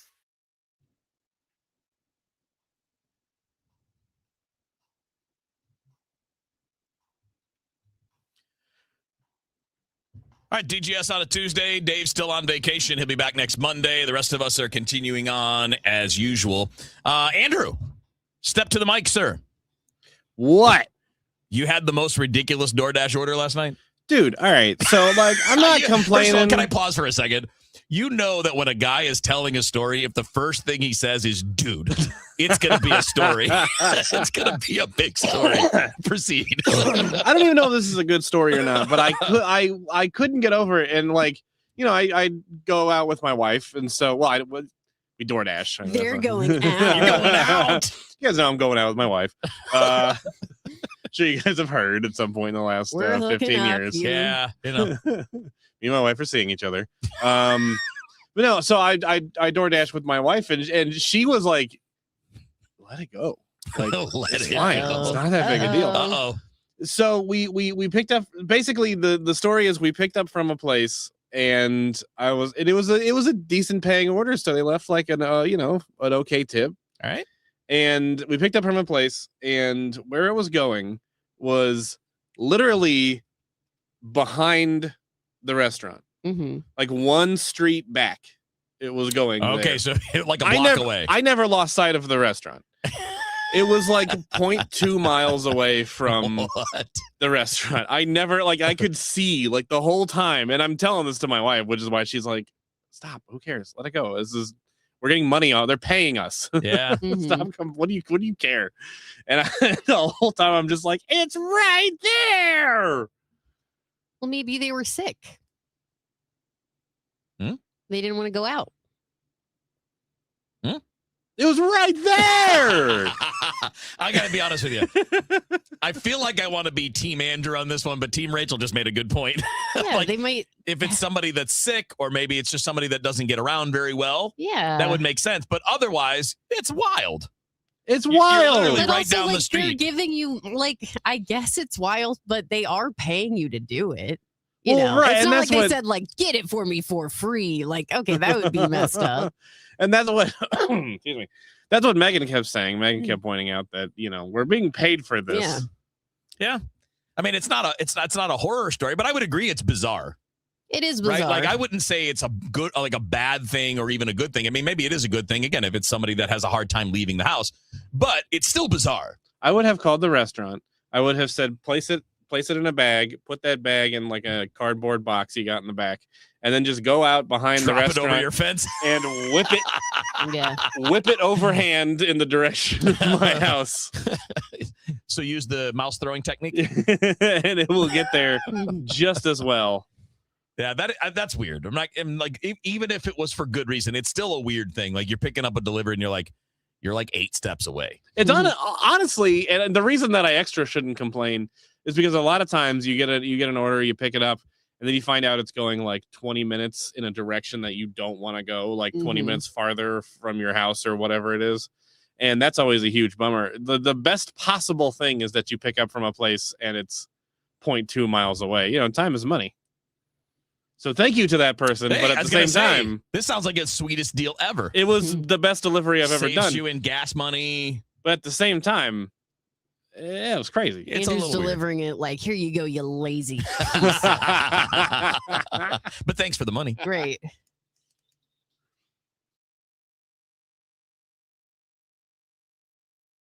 Who's been talking about St. Louis sports since 1985? Bernie Miklasz. So you talk rebuild. You want to put some faces on that rebuild. You want to put some figures, real live human beings. You want to be able to have them leading your parade, so to speak.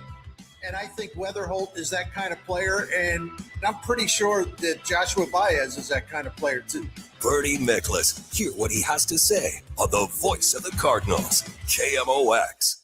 You guys about First Missouri Credit Union, and the same stuff to tell you. 4.27% interest on your checking account up to $100,000. So you can make some pretty good dough at First Missouri doing nothing but just moving some money from your bank to a credit union. I can tell you, I loathe administrative stuff. I love my new Jeep. I hate buying cars. I love my relationship with First Missouri. I hate setting up checking and saving accounts. It took 10 minutes. And part of that was pleasantries because it's like, oh, you're Dave and you do the radio advertising and okay, I'll have to listen to your show. It was 10 minutes. In and out, door to door, baby. So they can do it really quickly for you. You can put $25 in. You don't need $100,000, but $25 into a checking account and you are a member, you're an owner, and you get treated as such with complete, utter respect. 314-544-5050, 2 locations down in Lee Ferry, the number 1 STMOCU.org. Dave Murray's weather forecast is sponsored by SNL Coins. No weather concerns at all other than very warm temperatures, lots of sun. It's windy, 82 for the high today. We're getting close to that record of 85 from 1955. Tonight, cloudy skies, rain and thunderstorms developing as we go through the evening hours. Some of these storms could be strong, possibly severe, but that's not for everybody. 52 for the low. On Wednesday, gusty winds, dropping temperatures, rain and thunderstorms focused on the morning. 67 for the high about midday, but falling to 48 by late in the afternoon on Wednesday. 34 Wednesday night with lots of clouds, and Thursday sunny and 56. From the Saliga Heating and Cooling Weather Center, I'm meteorologist Dave Murray on 104.1 FM, KMOX. SNL Coin. We buy gold and silver coins, silver and gold jewelry. Also buying gold-filled and silver plates. Before you sell, call SNL. 314-544-3600. 314-544-3600. SNL Coin. Straight Realty has always been an industry leader when it comes to commissions. So it should come as no surprise that the recent Realtor settlement has only empowered us to continue offering our sellers even better rates. We now list homes for only 2%. Hi, I'm Christina Straight, owner of Straight Realty. Call me, 314-441-4444. Why pay more than 2? You can also listen to my podcast on my website, straightrealty.com. Commissions are not regulated and are negotiable. Straight Realty is a licensed broker in the state of Missouri. This is Congressman Bob Onder. Tax season is here, and Missouri families are already seeing the real impact of the Working Families Tax Cut Act. House Republicans are delivering real results for hardworking Missourians. According to the Council of Economic Advisors, the bill is projected to raise wages in Missouri by about $3,000 to $6,000 over the next 4 years. That's more money for groceries, gas, and greater security for your family's future. In Congress, I'm working to protect working families, strengthen our economy, and ensure you are keeping more of your hard-earned money. Paid for by official funds authorized by the House of Representatives.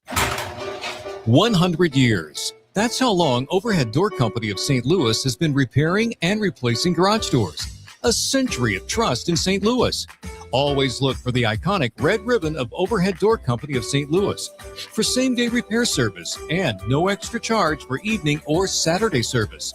Trust your friends at Overhead Door Company of St. Louis. Schedule online at overheaddoorsstlouis.com. That's overheaddoorstlouis.com. Right now, new FanDuel customers can get up to $300 back in bonus bets every day for 10 days if your bet loses. Here's how it works. Place a tournament bet using the token, and if it doesn't hit, you'll get up to $300 back in bonus bets every single day for 10 straight days. That's 10 chances to play all tourney long, from game props and money lines to spreads, totals, futures, and more. You can even mix things up with same-game parlays for a shot at a bigger payout. However you want to fill out your bracket, FanDuel makes it easy to stay in the action day after day. FanDuel.com/Missouri to sign up today. FanDuel, it's time to dance. Must be 21 or over and present in Missouri. Must apply select token each day. Bonus bets are non-withdrawable and expire 7 days after receipt. Tokens are received in increments of 1 per day. Restrictions apply. See terms at sportsbook.fanduel.com. Gambling problem? Call 1-800-GAMBLER.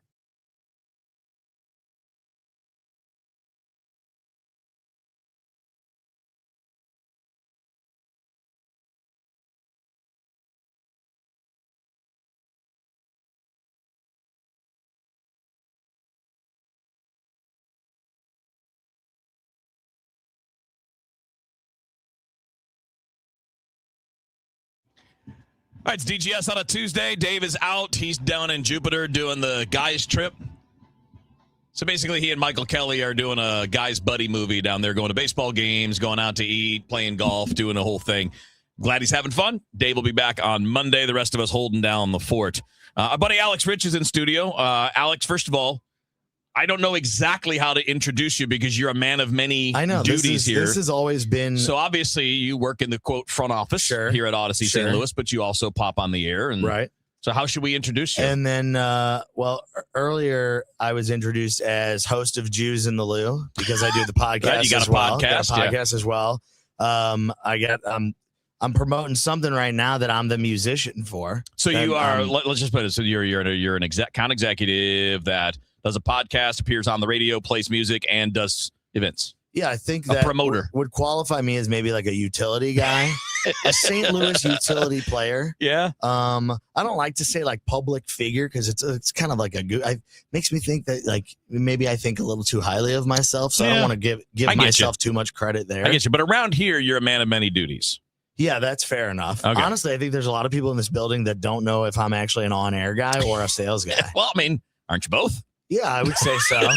But still, the sales pays the bills. There you go. Yeah, there you go. That's probably your best way to put it. So, but I always like coming in and hanging out with you guys. Yeah, look, I mean, so Alex, I knew Alex, you were an intern in the sports department here at KMOX when you were in college playing baseball at Indiana. Yeah. And as a catcher, and I was a college catcher long before you were, but we got along pretty well, I think, in part because we had that same common background. Definitely. And actually, this is, I think, my first opportunity being on with you since what I'm about to say, but I think I have to do it. No, you do. I know exactly what you're going to say. I know what he's going to say too. And it's okay because I'm happy for you. Yeah, thank you. I appreciate it. We talked a little bit off the air about this, but it was cool, man. It was awesome. It was a great experience. Yeah, Alex and our buddy Tom Ackerman, those are our two IU alums in the building. Do we have any others? I know you're the two that I know. I don't think anybody else in the building. So you guys are the ones that I know, and obviously we had a little back and forth fun, of course. Good fun. But that's the first time I've ever been as a Miami fan. We've played for championships many times.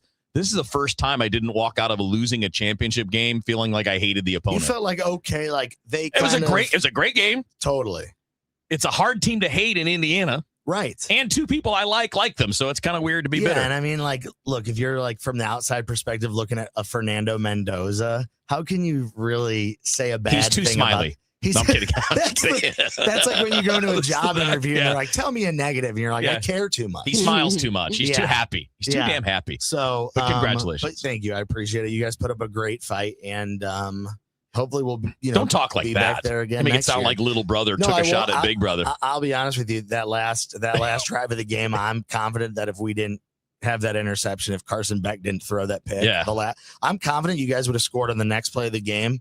And the whole season would have been decided by 1 point. Yeah, but it was entertaining and fun. And again, no hate. Like I hate Ohio State after losing after the Fiesta Bowl way back in the day. Like I can't stand. I have less hate for Alabama now because my kid went there, but always had some hate for them because they beat us in a title game. I don't have that for Indiana. So yeah, you're all good, buddy. Well, I appreciate it. But yeah, which means you're welcome in studio for this. Thank you. I appreciate you having us. And yeah, I'm talking about 314. So tell us what's going on, because obviously 314 Day is coming up this weekend. A lot of different activities around town. Tell us about what you're promoting. A ton. And honestly, this year, I think there's more than there has been, which is cool to see, like, how 314 Day has grown, right? It's like not an actual holiday, right? But it's like each city has something that they can kind of get behind, like a weekend in that city that they can kind of get behind that's not related to sports, that's not related to any of the teams in the city. It's just about the city. And that's what we're doing this weekend is my friend, our friend Shorty and I. Shorty was on Hot 104.1 for a long time. He's been on radio since he was 12 years old in the market. So Shorty's awesome. Him and I kind of partnered up a few months back looking at what we could do differently for 314 Day. So it's on a Saturday this year, obviously, which makes it great. But the entire week leading up, there's so many different events. Restaurants are doing different things, different specials everywhere.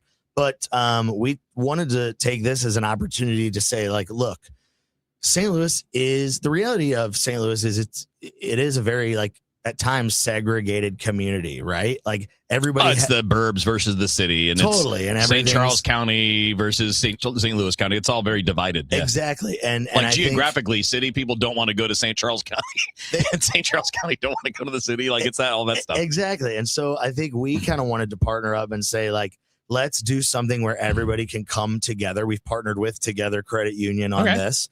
And it's literally 314 together. It doesn't matter who you are, how old you are. Well, 21 plus, obviously. So you got to be older. But it doesn't matter how old you are. I mean, I expect that, like, there would be, 25-year-olds and 60-year-olds at this. And we wanted to put together something that was going to have a little bit of a twist, whether you're black, white, whatever community that you're a part of, it does not matter.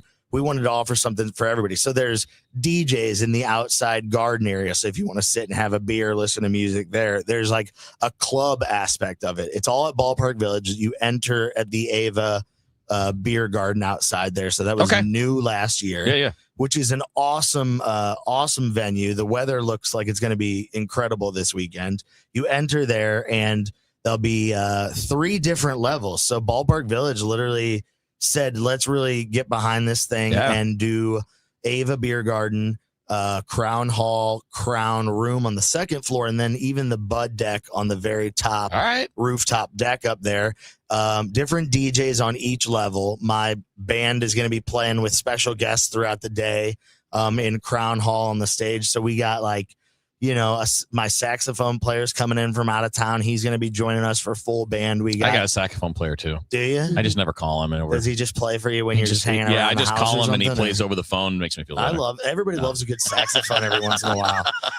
But it's we want to bring the energy. We want to do, like, live band type thing, but we want to do something that everybody can, like, think that is cool. So you can flow to which one you like. And like, look, we have like a whole, like, not acoustic because it's full band, but we got like a full band Nelly live cover set that, like, Shorty's an artist himself. So, like, we're going to get up, do, like, all the St. Louis classics that people like, but, like, our own version of those. And it's $10 entry. Part of that goes to the 314 Day Foundation, which was started, I think this is now the 20th year, actually, that we're celebrating the actual 314 Day Foundation. But it kind of is a fund that helps put together different scholarships for kids and people in the community so that they're able to do different things and fund different activities or ventures that they have and that the city can get behind. But yeah, I mean, like, honestly, it's one of those things where when you do an event, you really don't want to overcomplicate things. Like, there's really not a ton more to it other than, like, we are just really getting there, and we really just want to show that you don't need a sporting event downtown to get people to come downtown. You like, we get parking is an issue. Like, we understand. Not over there. No. And that's the thing is, like, we understand people come down or have differences about coming down, and, like, this is an opportunity to show St. Louis through a day party that starts at 3:14 in the afternoon, goes through the evening up until about 9 o'clock. And then there's other activities, but you know, you can really make a day of it. And there's a St. Patrick's Day. That's also going on this weekend, but St. Patrick's Day is downtown. So it's kind of like a full day of events. So if you're going to the parade, you come over to Ballpark Village afterwards, celebrate 314 Day, and then just kind of keep the day going. I say, you know, come on down, come hang out with us. But, you know, it's kind of, it's just a way to champion the city. I always think that St. Louis, we know this, like St. Louis gets in St. Louis's way pretty much at times. And that's like what stops us from leveling up to, I think, the next level, the next extreme of like what we're capable of.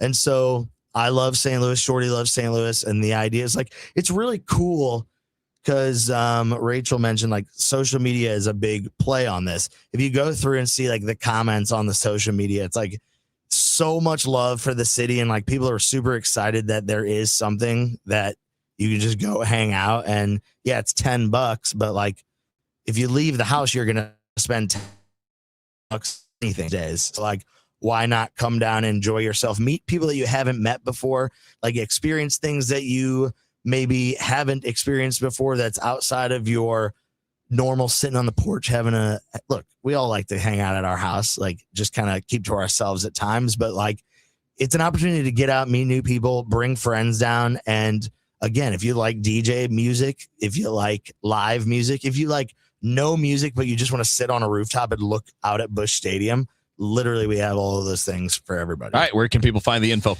There's more information. I know we just posted it on the stream to Facebook and YouTube. It's thestl.com has information about all the events actually leading up the entire week. Okay. But there's information there on our event for Saturday. But yeah, again, you know, all you need to do is make a plan to come on down. It'll kick off at 3:14 p.m. and we're gonna celebrate St. Louis, dude. Awesome, dude. Thanks for the info. Yep, I appreciate you guys. Alex. Thanks for having me, and hope to see you there. All right, brother.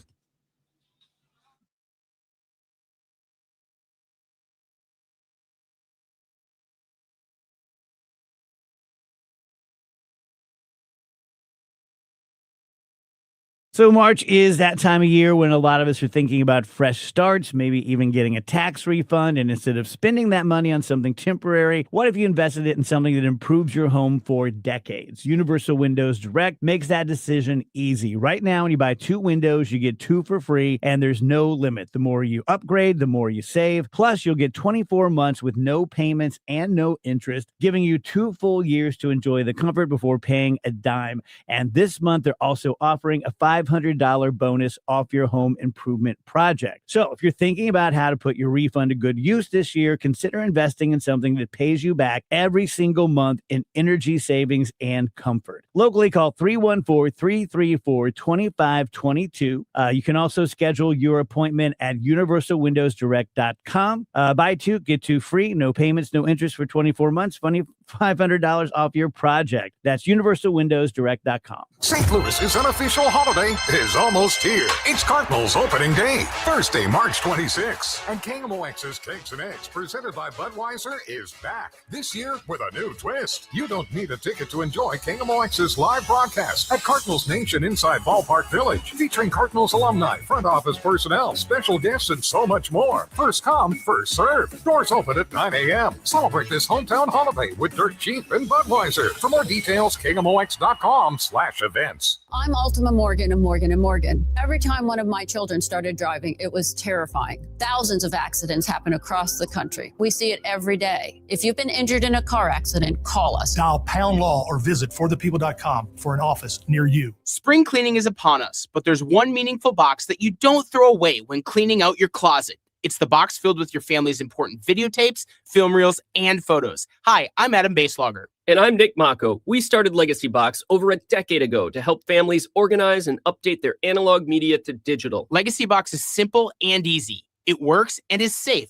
Over 1 million families have trusted Legacy Box. And Legacy Box has been featured in Good Housekeeping, The Today Show, and Rachel Ray. Legacy Box is like magic, converting your shoebox of memories to the cloud or thumb drive, ready to watch and share. Declutter your closet by digitizing your media. Become more organized and accomplished, knowing your family's recorded past is safe forever. Take advantage of our spring cleaning sale going on now. It's the easiest task to check off your to-do list. For a limited time, you can get started for just $9 a tape. Visit legacybox.com/radio to get our $9 sale. That's legacybox.com/radio to get our $9 offer. legacybox.com/radio. Saving money is hard, but what's worse is when you save all year, hoping to use that money for a nice vacation, and then your AC unit dies and that money is gone. Now imagine yourself in retirement. You've saved a nice amount, hoping to use it for fun. But every time you take money out of your 401k, you get hammered in taxes. It's a sad fact, but your number one expense in retirement may not be cruises and trips. It could be taxes. At the All Financial Group, we believe in keeping more of your money where it belongs, with you. Join the All Financial Group for their Taxes in Retirement Seminar, Tuesday, March 10th and Thursday, March 12th. Fund your retirement, not Uncle Sam's. You must qualify to attend. Call today to reserve your spot, 636-230-8824, or go online to yourmoneymattersstl.com. And services made available through Impact Partnership Wealth, LLC, IPW, a registered investment advisor. Neither the firm nor its agents nor representatives may give any tax or legal advice. Individuals should consult with a qualified professional for guidance before making any purchasing decisions.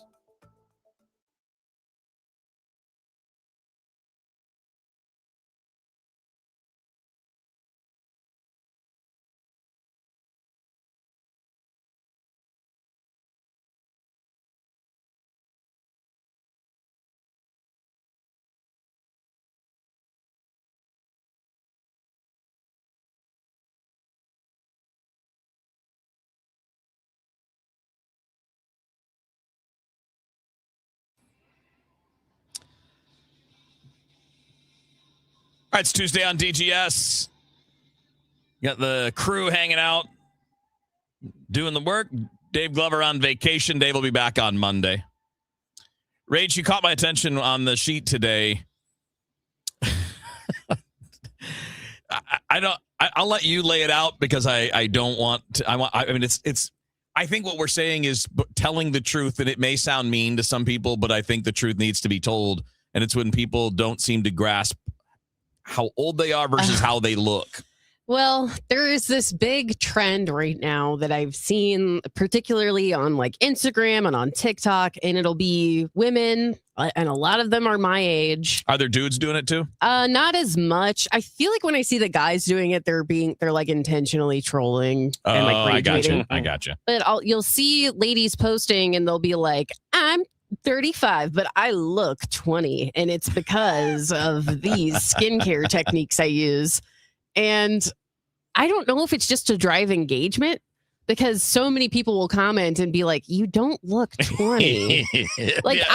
I would challenge anyone to find me a 34-year-old who actually looks 20 years old. It's such a silly thing to say.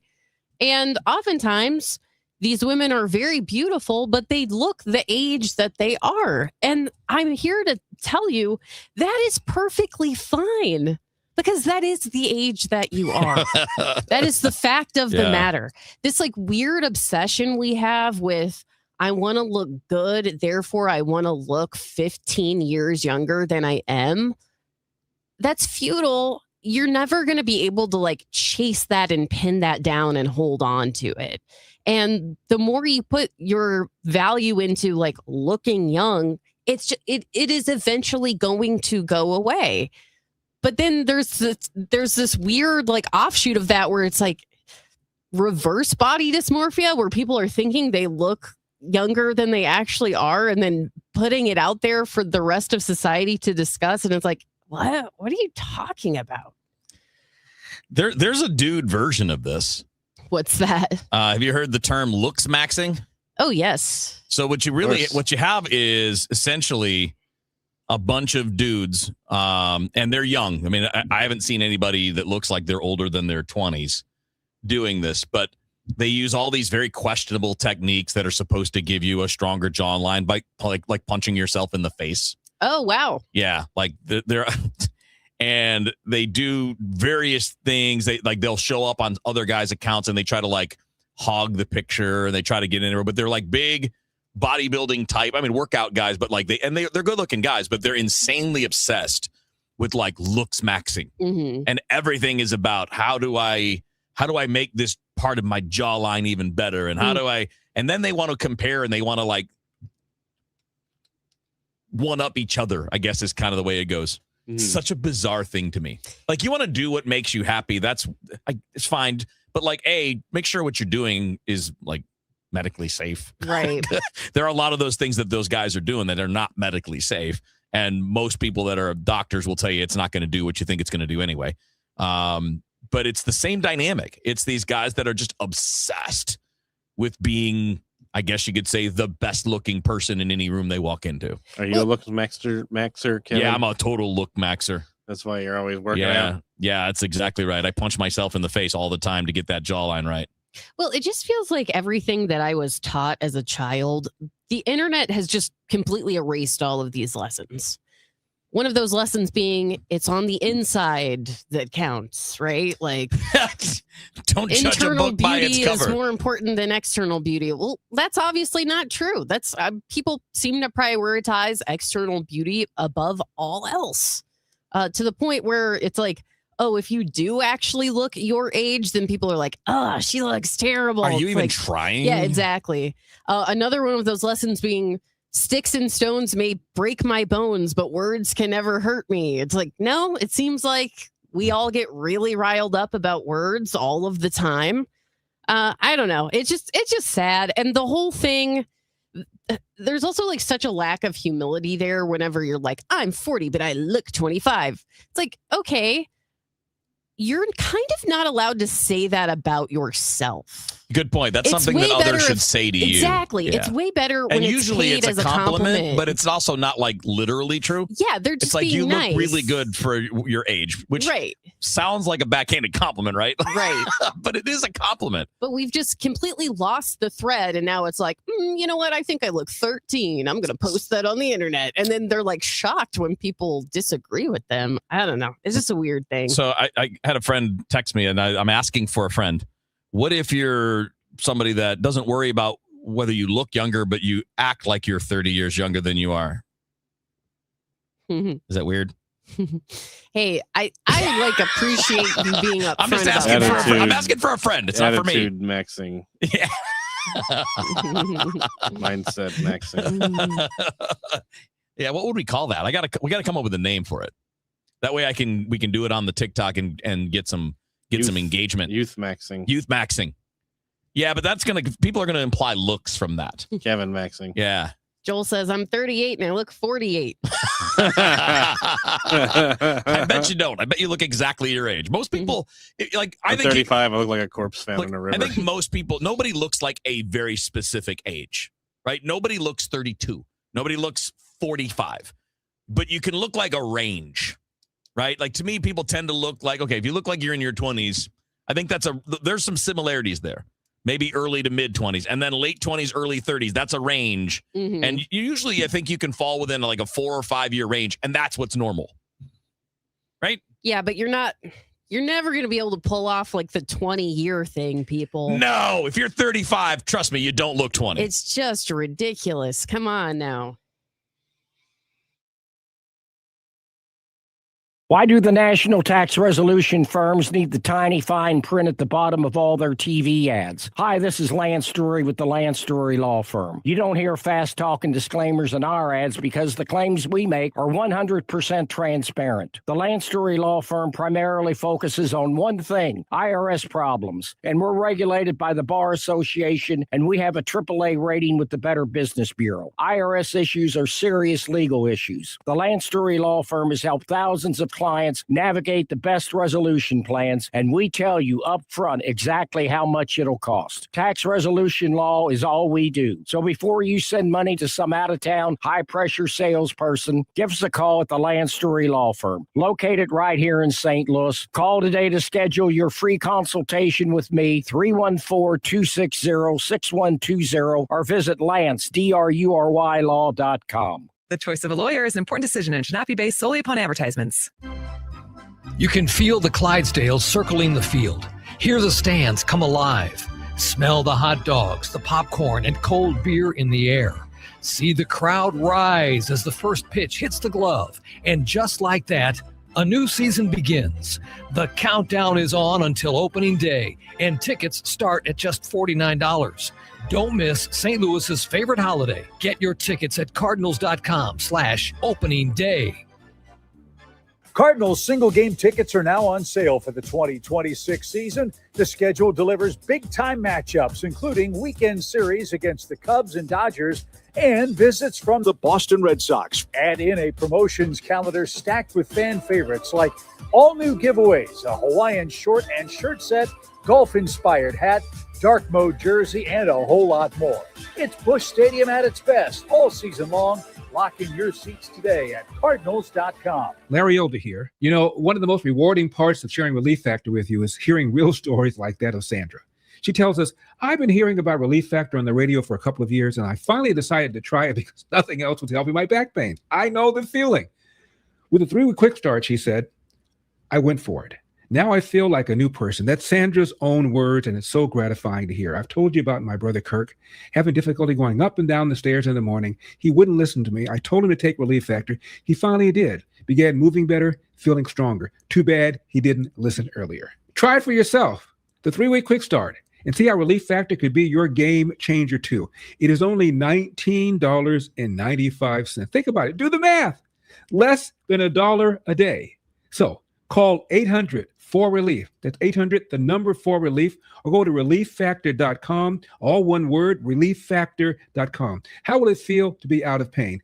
800-4RELIEF, relieffactor.com. Do you owe back taxes or have unfiled tax returns? The IRS won't quit until they get your money. Here's great news, fresh from those in the know. Major changes have happened at the IRS. If you owe more than $10,000, you may be eligible for a 99% reduction of what you owe. Haven't filed a return for a while? Their happy clients are talking. The IRS was going to levy my bank account, but Guardian was able to prevent that and fix all my IRS issues. Thanks again, Guardian Tax. Need relief from crushing tax debt? The IRS now has special programs. Guardian Tax knows all about them. Personal or business, this is the fresh new brick you've been hoping for. We aren't the company you call when you need a hug because you're scared of the IRS. Guardian Tax is the company that wins when you need it most. Guardian Tax Service is really great to work with. They really help me out. I'd recommend them highly. Call now for a free confidential consultation. 800-499-6623. 800-499-6623. 800-499-6623. Celebrating 100 years of informing and entertaining. KMOX AM St. Louis. KMOX FM Hazelwood. The voice of St. Louis.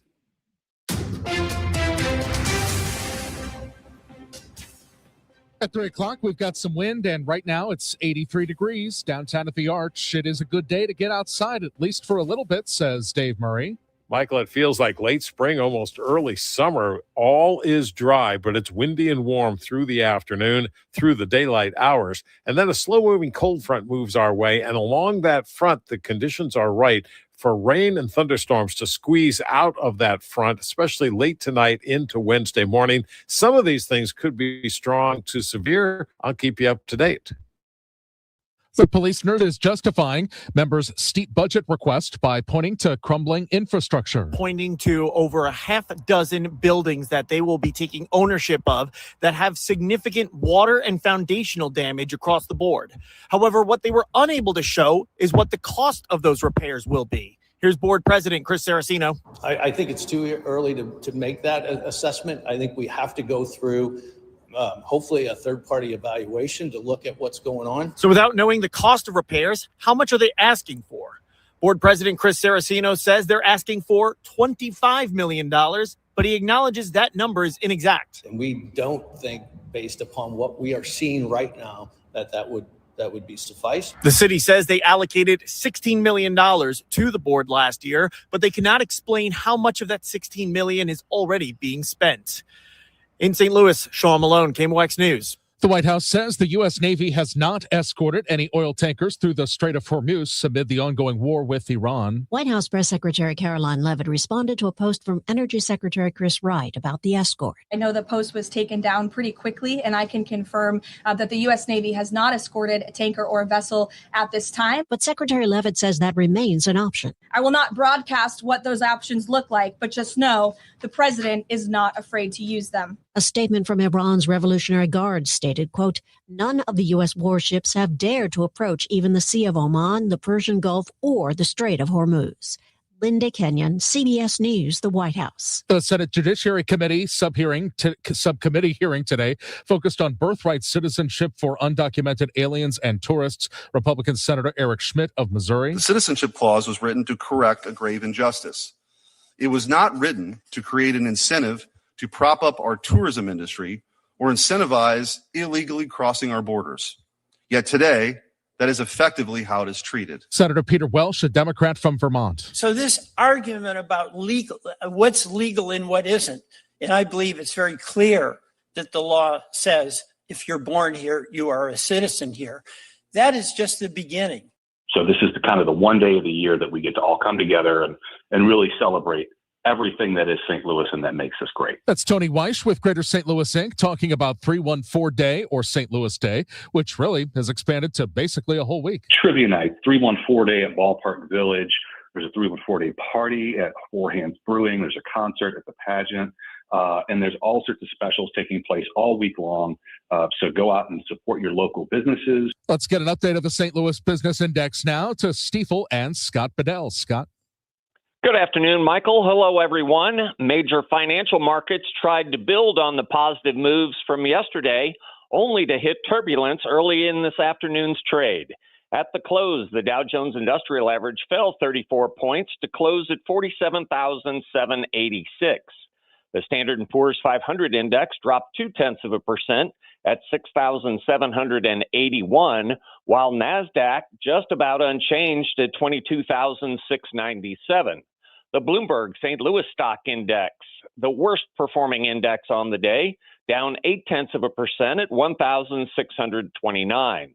Checking out some local winners on the day, Belden Corporation gained 2% at $125.47. Bellring Brands up just a little less than 4%, closing at $17.09. On the downside, Stifel Financial slipped 1% at $72.31. Boeing lost 3.25% at $217.76. Finally, Centene tumbled 16%. They closed at $36.40. This has been Scott Bedell from Stifel Financial, member SIPC and New York Stock Exchange. For more information on our firm, we invite you to visit our website at stifel.com. Taking a look at the roads right now, we've got emergency vehicles on 6440 going eastbound at Hanley. They are in the right lane.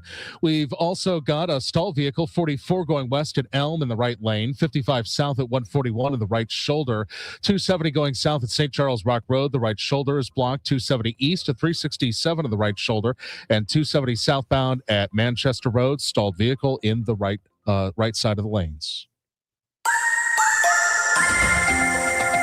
Hardcore spring across St. Louis. Sunny, windy, and warm going through the afternoon. 82 for the high, 85 the record from 1955. Slowly moves in. A lot of clouds around. Rain and thunderstorms developing as we get into the night. It's pretty hard to put timing on this, but right now I'm thinking fairly late at night. Some of them could be strong to severe, but that is not for everybody. 52 for the low. On Wednesday, gusty winds, dropping temperatures, rain and thunderstorms around, especially in the morning. The high will be in the morning with 67 degrees about noontime, and then falling to about 48 degrees by late in the afternoon. Wednesday night, clouds, let's call it cold, 34. Thursday, sunny and cool, 56.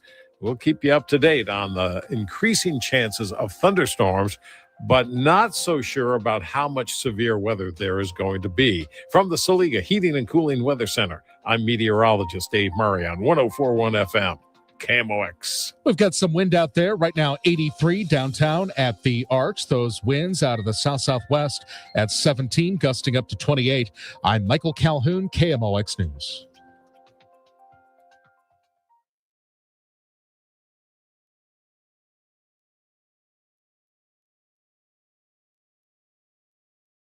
The Dave Glover Show is sponsored by the Michaels Flooring Outlet, the flooring experts. IGotFloored.com. You are listening to the Dave Glover Show on KMOX. Dave Glover is on vacation this week, though, but you've got me, Rachel Zimmerman, Kevin Wheeler, Andrew Stoles holding down the fort.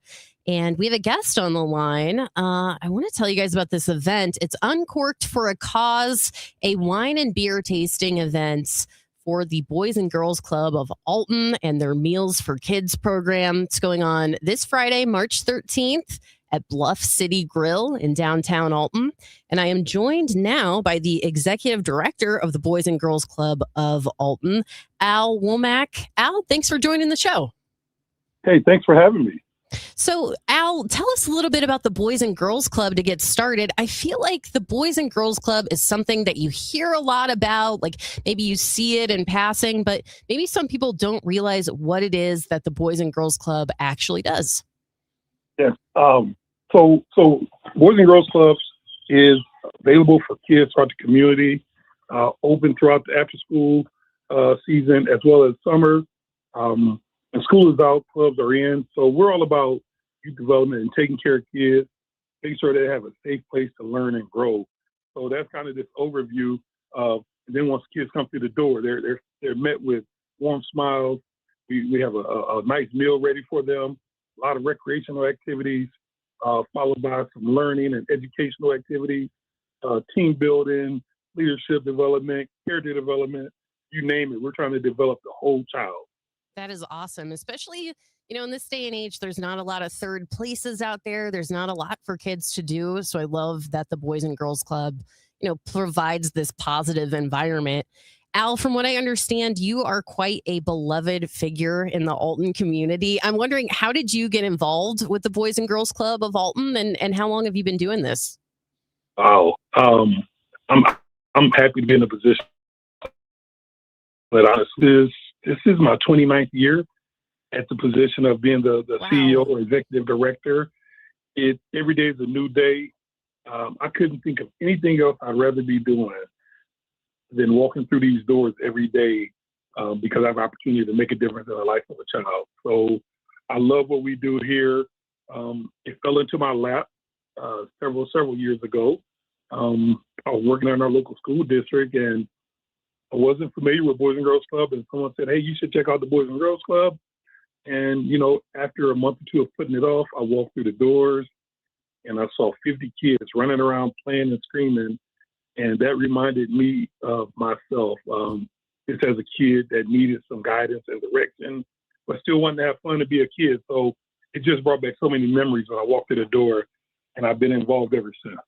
I love that. What's it been like for you to, over the course of 29 years, I'm sure you get to know these kids, you get to see them grow, you get to see them benefit from these programs. What is that like to watch that play out? It's amazing. And again, I'll go back and credit community and the people that work for us. Like those are the difference makers. I'm just in a position that I'm in, but watching kids grow and develop. I've been fortunate enough to have a couple generations come through. So I'm still fairly young, but I'm seeing some grandkids of, people that I've been able to work with. The bigger blessing though is we've been able to put kids or young adults in a position to go off to college and receive a free education or to receive some scholarships to help offset the cost of pursuing higher education. So that's probably the most rewarding. That is so cool to hear. Al, let's talk about this event, Uncorked for a Cause, at Bluff City Grill. Man, that is such a great restaurant in downtown Alton. Tell us about this wine and beer tasting event and what people can expect. Yeah, so we're in our 9th year of hosting this event, and it continues to grow. Definitely a popular event in our community. The owner of Bluff City Grill, Kathy Gross, has been amazing for us. She offers her plays to us for this event. We we generate quite a bit of money just based on sponsorship and people showing up. It's a wine tasting, so there's a one-off pour for, the attendees. We also have some beer opportunities for attendees that may not necessarily be in the wine. We are fortunate enough to get some area restaurants to also offer a sampling of some of their most popular dishes. So, it's an opportunity to come mingle, network, sample some wines or beers, and sample some food from area restaurants. Awesome. And people can get tickets at bgcalton.org. We will put up a link to that in our chat on our Facebook stream that we're doing right now, Facebook and YouTube stream. Al, before I let you go, how can people get involved with the Boys and Girls Club of Alton in other ways? Let's say they can't make it out to this event. What would you suggest people do if they want to help out? I would ask them to go to the website, bgcalton.org. And we have a volunteer application on there. Just even completing that application to inquire about, ways to get involved. There's a lot of opportunities listed. We follow up with a phone call or email. That's probably the easiest way. Or if you have listeners that are wanting to grab their phones, 618-462-6249. Give us a call. I'm happy to talk with anyone, or even just to support us. You can go to that website and make a generous contribution to the Boys and Girls Club. Make a difference in the life of a child. That's Al Womack. He's the executive director of the Boys and Girls Club of Alton. Al, thank you so much for joining us, for telling us about the event, which is once again Uncorked for a Cause, and just for educating us on what the Boys and Girls Club is all about. We thank you for your time. Thanks for having me. I appreciate it. Yeah.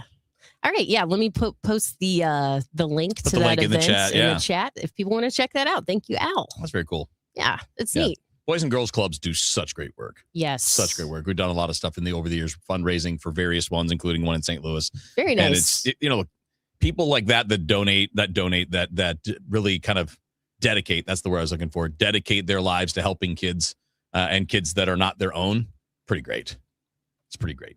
Totally agree. So obviously a worthwhile cause. Sounds like a fun event. Hopefully I don't know if there's a way to sell it out, but hopefully they pack it.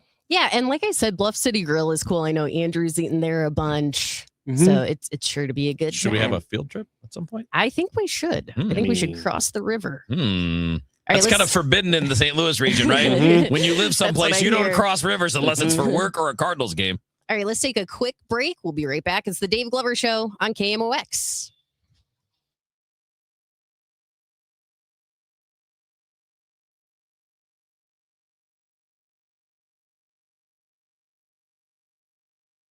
So there is a law firm out there. You guys see them on television all the time and hear them on the radio, and they're the biggest and they're the best, and they just like to vomit that all over the place, bragging that last year they had 3 million new cases. Well, on the opposite end of that, which is a very good place to be, as far away from that as you can possibly get for my taste, is Mark Cantor, Cantor Injury Law.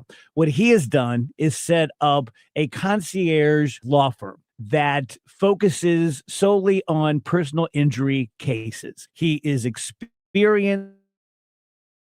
He has as many trials under his belt as any attorney in the St. Louis metropolitan area. He will tell you the truth. He is full of integrity. Bottom line, if you or someone you care about is injured and you think someone else may be at fault, you can't do better than Mark Cantor at Cantor Injury Law. 314-628-9999, CantorInjuryLaw.com. What's up? It's Draymond Green. I'm back from 15th NBA season. The Draymond Green Show is back too. This season, I'm breaking down games, reacting to the biggest NBA stories, and sitting down with teammates, rivals, and culture shapers. And trust me, I'm not holding back, on the court or on the mic. 2 new episodes every week. New segments, big conversations, real basketball talk for the real hoop heads. Listen to and follow the Draymond Green Show wherever you get your podcasts. We're back. We're better. Let's get it. This is the story of the one. As a procurement manager for a hospital system, she keeps every facility in her network stocked and ready. That's why she counts on Grainger to be her single source for thousands of products, from disinfectants to lighting, air filters, and more. And with fast, dependable delivery, Grainger helps her keep every facility stocked, safe, and running smoothly. Call 1-800-GRAINGER, click Grainger.com, or just stop by. Grainger, for the ones who get it done. That's the sound of James adding long-lasting Gain scent boosters to his laundry this morning. Several hours later, James sniffs the irresistible scent of Gain on his shirt. Gain. Several hours later, James has even caught the attention of his mother-in-law, and she never gives him attention. Ooh, you smell amazing, James. Oh, thanks, Mom. I love you too. I never said that. Add Gain scent boosters to your laundry. Add joy to your day. Conservative outsider Jeannie Evans for U.S. Senate. Evans is a proven fighter and the only candidate for U.S. Senate with guts and know-how to get the job done. As an attorney, she took on China and corporate criminals. Jeannie Evans won billions for working families. As senator, Evans will fight and win for you. She'll work to cut taxes and lower the cost of living. Evans believes that keeping Illinois safe will take more than just wishful thinking. It takes courage, and Jeannie Evans has the record to prove it. Evans will always be tough on crime. She'll hold China accountable for trafficking fentanyl and stealing our personal data. Jeannie Evans puts America first. A proven fighter. Conservative outsider Jeannie Evans for U.S. Senate. I'm Jeannie Evans, Republican candidate for U.S. Senate, and I approve this message. Paid for by Jeannie for Illinois. Working full-time but still falling behind? Learn how real estate education can help you build income and get ahead on your terms. Text radio to 88007. That's RADIO to 88007. Presented by Lifestyles Unlimited. A century strong. The voice of St. Louis. KMOX.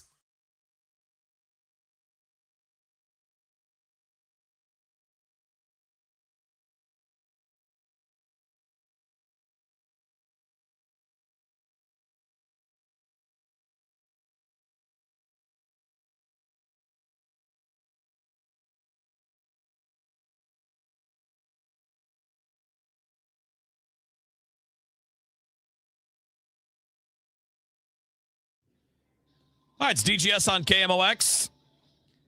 Dave out, back next week. And obviously the three of us, Rachel, Andrew, and Kevin, hanging out, doing our thing. So we got Dave Murray coming up in a few minutes. See if we're going to get blown away by storms at some point later on. Tom Ackerman will join us at 4 o'clock for the latest from Jupiter. And then we'll have Redbird Rush Hour in the 5 o'clock hour today. My buddy Derek Gould from the Post-Dispatch will join me to start that off. Nice. So a lot of good stuff coming your way as we move through the day today. Rach, do you have, I meant to ask you this during the break and I forgot to. Do you have the audio from Neil deGrasse Tyson that I had picked up there from yesterday? Yep. All right. So we're going to play this a little bit. I think this is a fascinating, it's a fascinating conversation. He's doing a podcast. I forget whose it is. I'm sorry. But he's doing a podcast and they're talking about how much human life changed in terms of our life expectancy until we get to like the mid 1800s, until we get to the mid 19th century. It's, to me, it's just a very interesting overview of what changed about 160, 170 years ago that hadn't really changed much in the hundreds of came. Case, half of everyone born was dead before the age of 30. Jesus. Fast forward to 1840. Sure.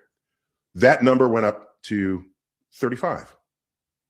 Half of everyone born was dead by the time they were 35.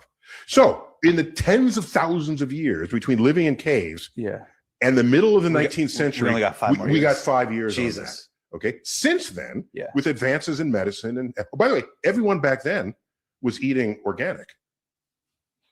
Just saying. And the water was clear, the air ran pure, the game was free range. Didn't make a damn bit of difference. Science matters here. Okay? All right. You can run around and eat all the organic you want. Okay. You'd be dead by the 30 unless some doctor came in and said, we can increase your life expectancy using science. You're directing this at me as if I'm RFK Jr. I'm not. I'm just telling you I'm not. Okay. Hold me back. All right. When we were all in the caves, So half it's of a everyone fascinating born. point, right? That in tens of thousands, if not hundreds of thousands of years, our life expectancy as human beings, at least in that metric, right? Like half of the population dead by that age. We really only improved 5 years in tens of thousands of years. And in the ensuing 150 to 170 years, we have pushed that number so far beyond the norm. And I think it's interesting because when he says it's because of science, it's 100% that, but it's all kinds of sciences, right?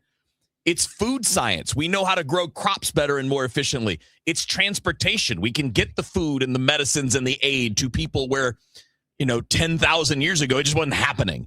Heck, 400 years ago, 200 years ago, it wasn't happening. And certainly not happening as fast. So you have the Industrial Revolution that's a part of that. You have, improvements in farming and livestock raising and the ability of storage, electricity. How big of a deal is electricity just to keeping us alive longer? Making sure that we have heat and cool when we need it. Making sure our food doesn't spoil because we have refrigerators. I think that's such an interesting point that once we started to break through scientifically in all of these categories, it's medicine too, and sorry for some of you, but it's vaccines too. It's all of these discoveries, treatments for various things, right? In the past, just as this is a loose example, right? Here's your sports example. 100 years ago, if you hurt your elbow, you're done playing sports. You're done playing baseball. Now you just build a new elbow and you're fine. And it's the same idea across the board. So if this is where I wanted to get to the point with you guys. So if we've come that far in a century and a half, essentially, maybe a little bit more, right? Let's just call it 150 years. If we've come that far in 150 years, where do we get in the next 100 to 150 years? Post scientific breakthrough with AI, with supercomputing, with all of the things that are coming now, because we always know that there is a negative to those things, right? We talk about the negatives of AI and the way it's used to deceive people and all that. But it can also be a benefit to medical research and maybe speeding some of those things up to the point where who knows what else we can deliver.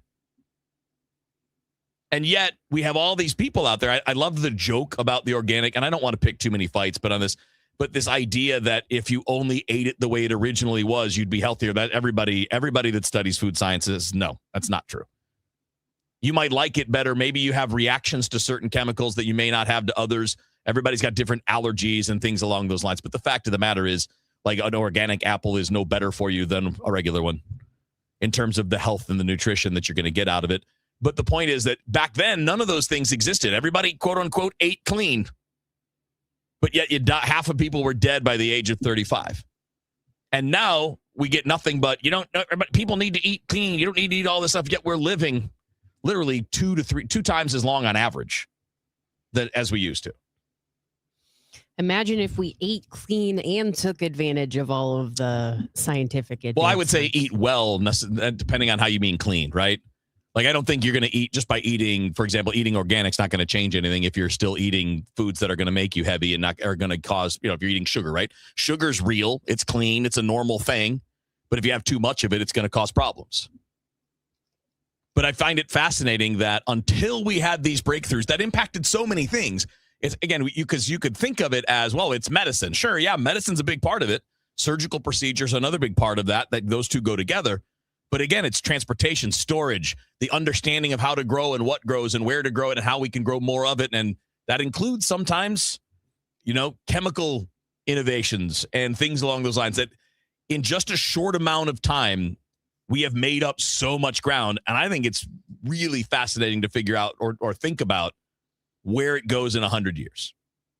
If it's been this much in 150 compared to the tens of thousands before, and we keep being told that it's all accelerating. How old can we live in that way? If we keep going, I mean, could we all be like, can we get to the average of being 100?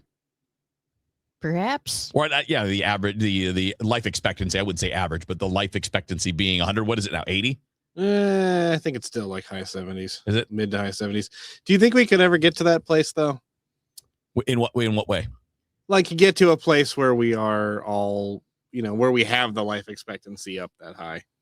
Well, it'll never be all, but it's going to be, at the life expectancy of the quote average person. Mm-hmm.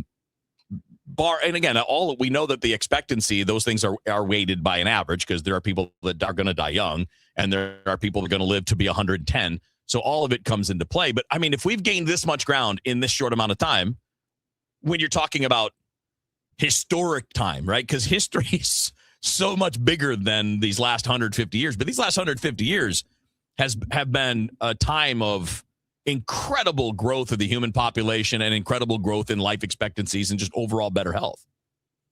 Think of all the things that just would kill children kill them when they're 3, 4, 5 years old, and those things are mostly gone. I like whenever people say that a McDonald's Sprite would kill a sickly Victorian child. Yeah, I do too. Because it's funny. But it's also like, how would they have handled something like that? Yeah. Even just the fizz alone. Yeah, just the carbonation. They would have hated carbonation. Mm-hmm. Yeah, we got a question. Brian, you can answer this. It's not difficult. Said humans were living 60, 70 years back in the New Testament times. How is he figuring most people were dead by 30? It's called scientific research, brother. They can look at bones and they can look at rock and records and all of these things, and they can see it wasn't that the average one. It was that half of all people on Earth died by that age at those times. Some died in wars, some died as children from various diseases. So, I mean, but it's just the point that in that time, that's not that the average age was 30. It's that half of people were dead by that age. So sure, if you avoided the big diseases, if you didn't end up going to war, you could live to 60 or 70. But now that 60 to 70 is 90 to 100. You're talking about the high end of those times, not the averages.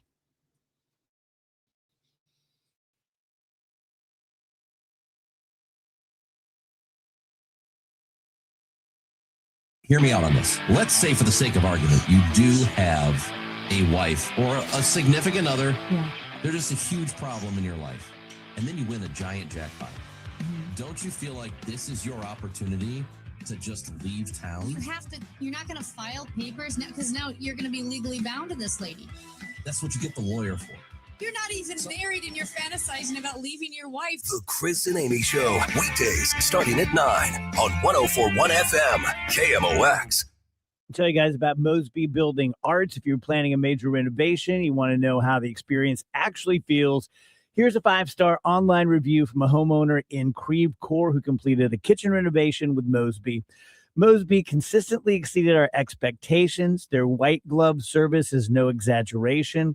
They truly care for their clients as if they are family, creating a stress-free experience.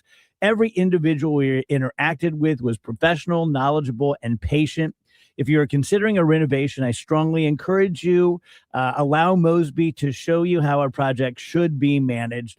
Don't waste your time with subpar contractors who make empty promises. Mosby promised and delivered. So a stress-free renovation is powerful praise. If you want thoughtful design and carefully managed construction, call Mosby.com and start the conversation. You won't regret 5-star remodeling experience. Again, that's callmosby.com. Indian psychic and spiritual healer in St. Louis. Call 314-574-2667. Expert specialist in reuniting loved ones and husband and wife issues, family problems, and unnatural health and sickness, business and job-related issues. Special remedies to deal with negative energy, love spells, black magic issues, evil energies, and curse removal. Performs all types of spiritual prayers to heal the negative energy, balance the chakras, and much more. Contact Master Raj at 314-574-2667.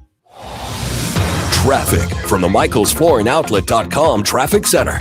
Well, we've got slow traffic if you're headed through the downtown area right now. Eastbound Highway 70 drivers. It's not bad, but it is kind of slow briefly through Packers Avenue in that work zone. And, of course, eastbound 64 approaching 157 midway to 159 is typically heavy right now. Westbound Highway 70 looks great. It's just kind of slow right around the Zumbell area and A to Z out in Wentzville. Westbound 64 from the Science Center through McCausland. It's been out to pockets for 3 Highway 70, southbound 270 from 364 to Ladue, from 64 down to Doherty Ferry, but then you're in the clear after that. Southbound 170 bogs down at Ladue. Northbound 170 still clear. Southbound 55, a little bumper-to-bumper backup. Gasconade Bates, but it looks great running down through Jefferson County right now. 21 at Castle Ranch Road down in the DeSoto area. We have an injury crash. I'm Roger Brand at the MichaelsFlooringOutlet.com Traffic Center. Siteman Cancer Center Spotlight. Dr. Jean Wang, a WashU medicine gastroenterologist at Siteman Cancer Center. Our young onset colorectal cancer center focuses on the problems that younger patients might have. And we pay attention to things like fertility, support with trying to manage childcare and caring for older parents during that time. It's a great resource for these younger patients. Visit Siteman.wustl.edu. I'm John Morgan of Morgan & Morgan. If you've been injured in a car accident, call America's largest injury law firm. For over 35 years, my mission has been to deliver more for our clients, to deliver more for you. Injured? Visit forthepeople.com for an office near you. You know, here in St. Louis, word of mouth still matters, and I'm pretty careful about who I recommend, especially when it comes to something as personal as estate planning. I'm Tom Ackerman. My family has been working with the Laterman Law Firm for over 20 years now, and the reason is simple. They don't just create documents and send you on your way. They help make sure your plan works. Because let's be honest, life changes. Family needs and circumstances change. Laws change. But most estate plans don't change over time as needs, circumstances, and laws change. They're outdated, sitting in a drawer. People assume they're fine, and their plan will work when they need it to work. At the Laterman Law Firm, it's not a one-time transaction. It's an ongoing process. They build a plan to protect your family and your assets, and then for a fixed annual fee, they help keep it up to date as both your life and assets change. Check out the Laterman Law Firm at latermanlaw.com or give them a call at 314-514-9100. The choice of a lawyer is an important decision and should not be based solely on advertisements. This is the story of the one. As a maintenance tech at a university, he knows ordering from multiple suppliers takes time away from keeping their arena up and running. That's why he counts on Grainger to get everything he needs, from lighting and HVAC parts to plumbing supplies, all in one place. And with fast, dependable delivery, he's stocked and ready for the next tip-off. Call 1-800-GRAINGER, click Grainger.com, or just stop by. Grainger, for the ones who get it done.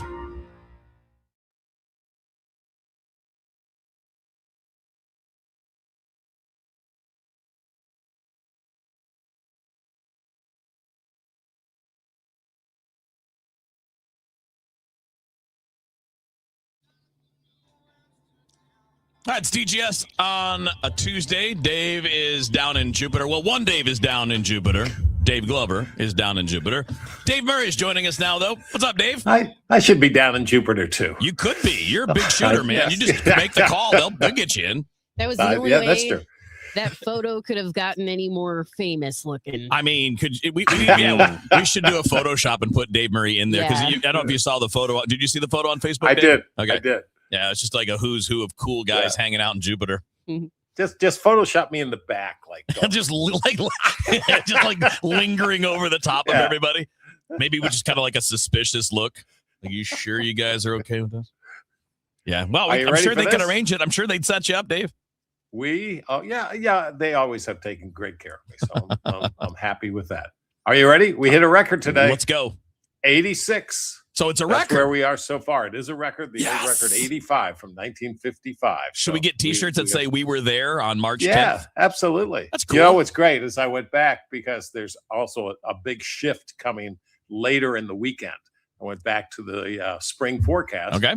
And we had possible record heat in the first 15 days. So we get to check that one off and thought there would be a dramatic change in the weather from relatively warm to cold come around the 15th of March. And you know what? We're going to check that one off too. All right. Which I'll tell you about here in a second. All right.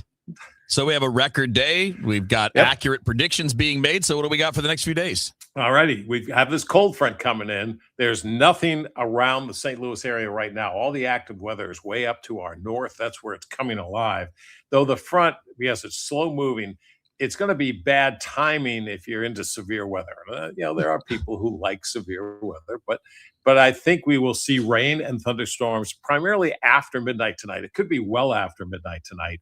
54 for the low. Evening will be quite mild and dry.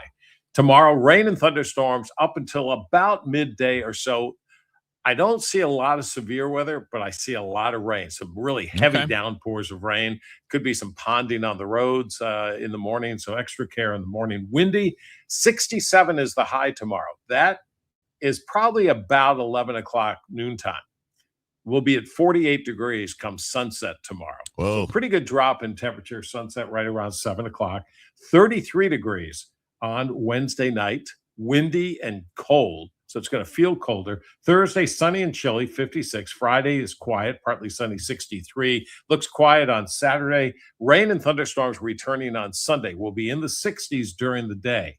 However, Sunday night, we're going to take a nosedive. A pretty good cold front is coming in. And I'm going to go 22 for the overnight low Sunday night into Monday morning, and would not be surprised if, just depending on how much moisture is left over, that we see some wet, sloppy, hamster-sized snowflakes late Sunday night. Monday is a sunny day, but it's only 36 for the high. So real drastic, sharp drop coming Sunday night. Can I put in a request to change that order at the end? Sure. I don't do requests, No, but I'm kidding. put it in. I'm kidding.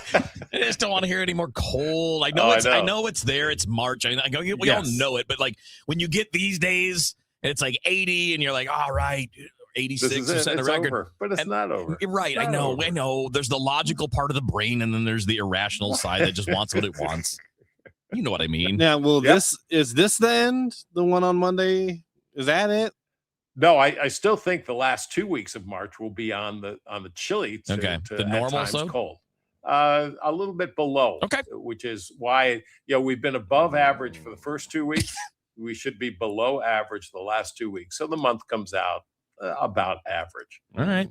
But what I am hearing from you is that because of all this rain and the fact that it's still a little bit warm for a few days, that we may be looking at mowing the lawn here soon.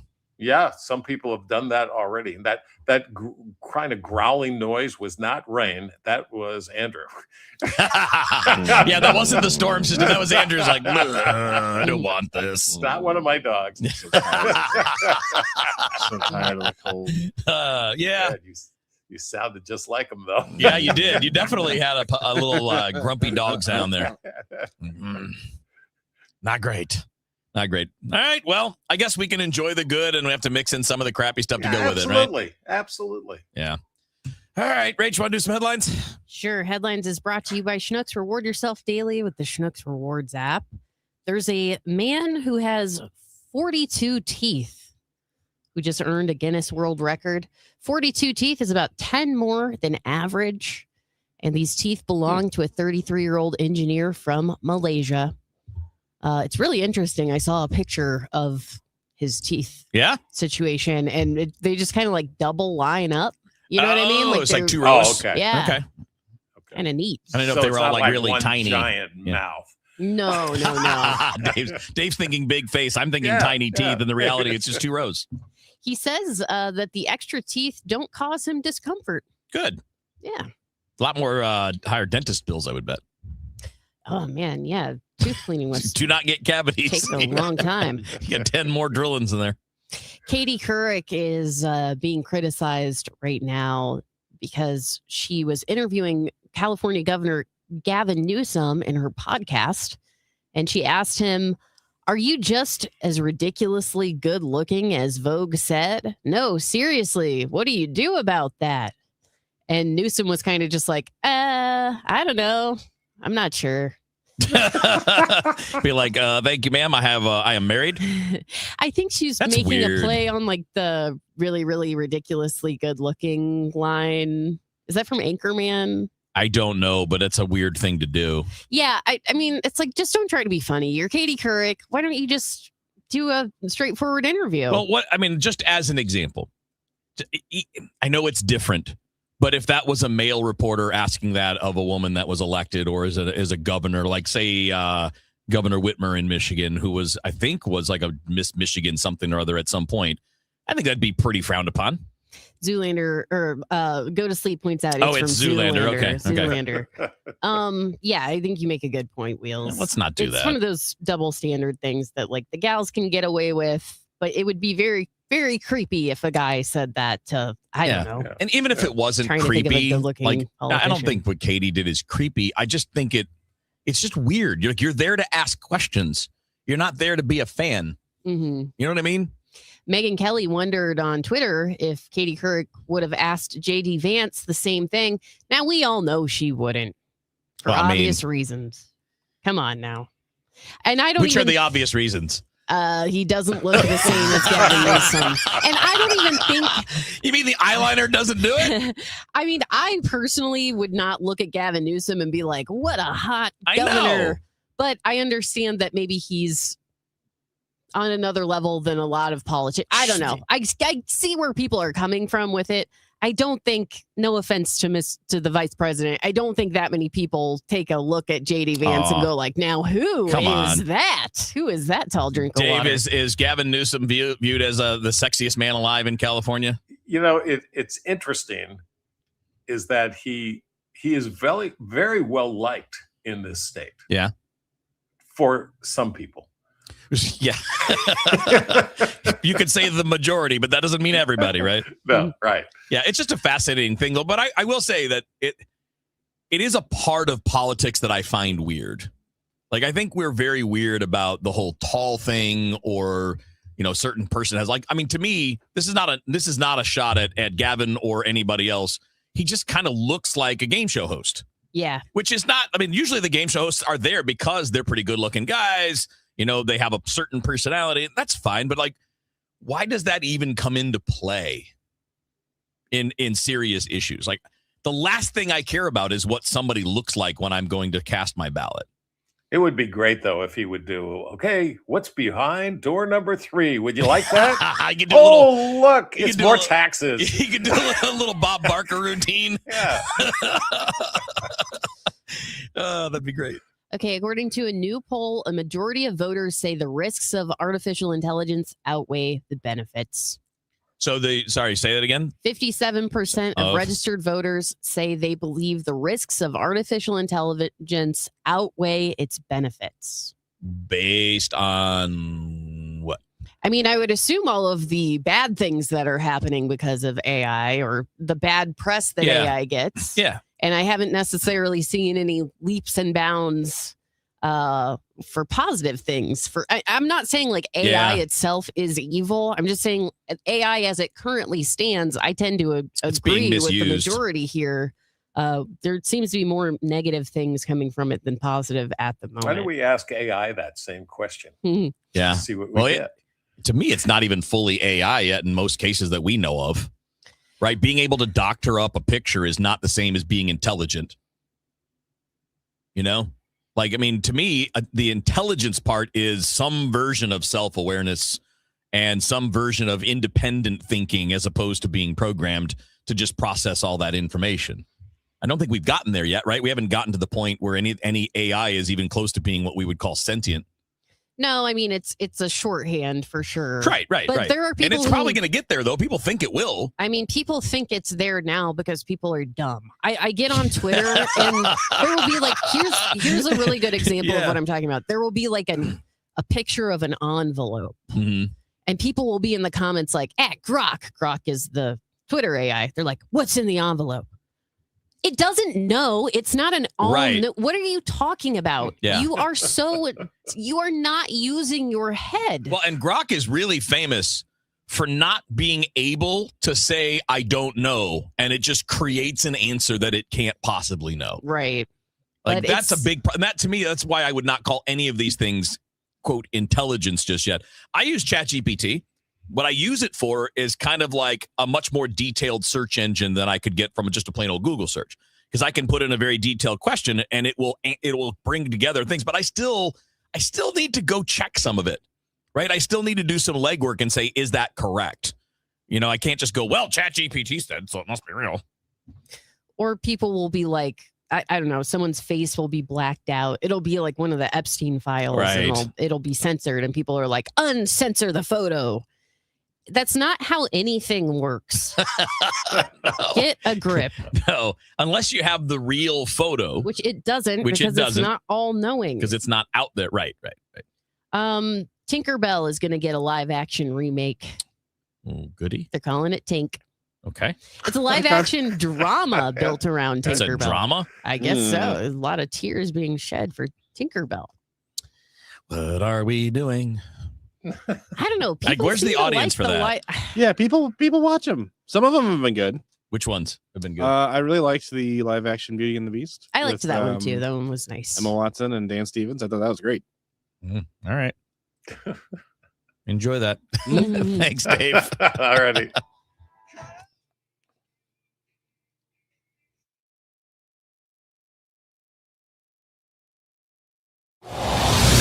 Traffic from the MichaelsFlooringOutlet.com Traffic Center.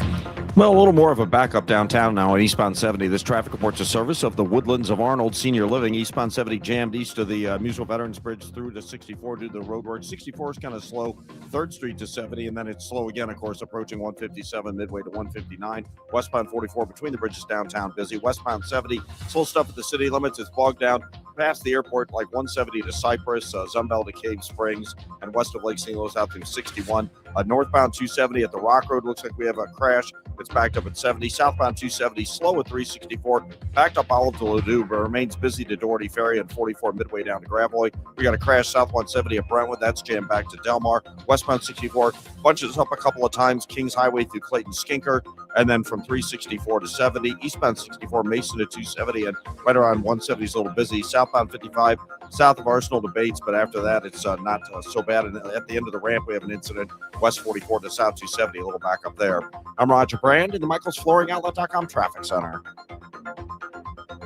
The Woodlands of Arnold campus offers skilled rehab, a beautiful assisted living community, and a secure memory care to keep your loved ones safe. Check us out at rspseniorliving.com. That's rspseniorliving.com. Forgot to mention that Dave Murray's forecast was brought to you by the Saliga Heating and Cooling Weather Desk. When it comes to planning your retirement, there's a lot to think about. Portfolio management, tax planning, and retirement income just to get started. Steve All and his team at the All Financial Group focus on those things and more. Their goal is to help you achieve your goals. Call 636-230-8824 or online, yourmoneymattersstl.com. Investment advisory products and services made available through Impact Partnership Wealth, LLC, IPW, a registered investment advisor. Insurance and annuities offered through Steve All, NPN number 153-07419.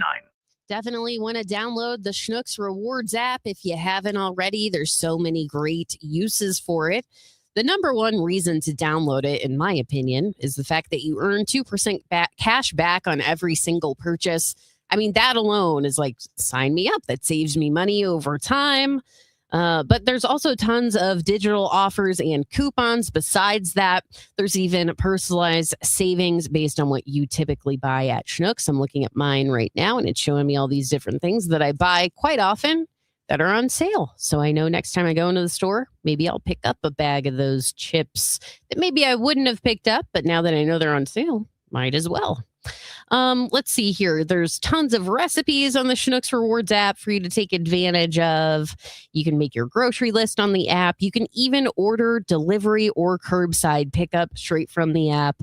And best of all, I think it just kind of streamlines everything, makes everything easier, and makes your grocery shopping experience even more pleasant. Go download it today, the Schnucks Rewards app. This is Congressman Bob Onder. Tax season is here, and Missouri families are already seeing the real impact of the Working Families Tax Cut Act. House Republicans are delivering real results for hardworking Missourians. According to the Council of Economic Advisors, the bill is projected to raise wages in Missouri by about $3,000 to $6,000 over the next 4 years. That's more money for groceries, gas, and greater security for your family's future. In Congress, I'm working to protect working families, strengthen our economy, and ensure you are keeping more of your hard-earned money. Paid for by official funds authorized by the House of Representatives. St. Louis's unofficial holiday is almost here. It's Cardinals opening day, Thursday, March 26th. And KMOX's Cakes and Eggs, presented by Budweiser, is back. This year with a new twist. You don't need a ticket to enjoy KMOX's live broadcast at Cardinals Nation inside Ballpark Village, featuring Cardinals alumni, front office personnel, special guests, and so much more. First come, first served. Doors open at 9 a.m. Celebrate this hometown holiday with Dirty Budweiser. For more details, KMOX.com/events. It's Tom Ackerman for Ophthalmology Associates, the doctor's doctors, 314-966-5000 or online at youridoc.com. Straight Talk Wireless presents Pickup Truck Wisdom. Trust is earned. That's why I've stuck with Straight Talk. Same price as 2009 on Verizon's 5G network. Because shoot, anyone can make a promise. Keeping it for years, that means something. Now plans starting at $25 a month with 4 lines. Find us at straighttalk.com and Walmart. Straight Talk Wireless. Straightforward. Always. Same price claim applies only to the base monthly price of our $45 plan from October 2009 to present. Want consistent color for every job? Milo's Pro Rewards members get a 20% paint discount on future purchases after paint annual qualifying spend reaches $3,000. Plus, order eligible in-stock paint and paint supplies by 2 p.m. for free same-day delivery by 8 p.m. Improving is easy at Lowe's. Excludes spray paint and mist tints. More exclusions, terms, and conditions apply. Subject to change. Details at Lowe's.com/terms. Same-day delivery valid in select zip codes. Subject to driver availability. Details at Lowe's.com/same-day delivery.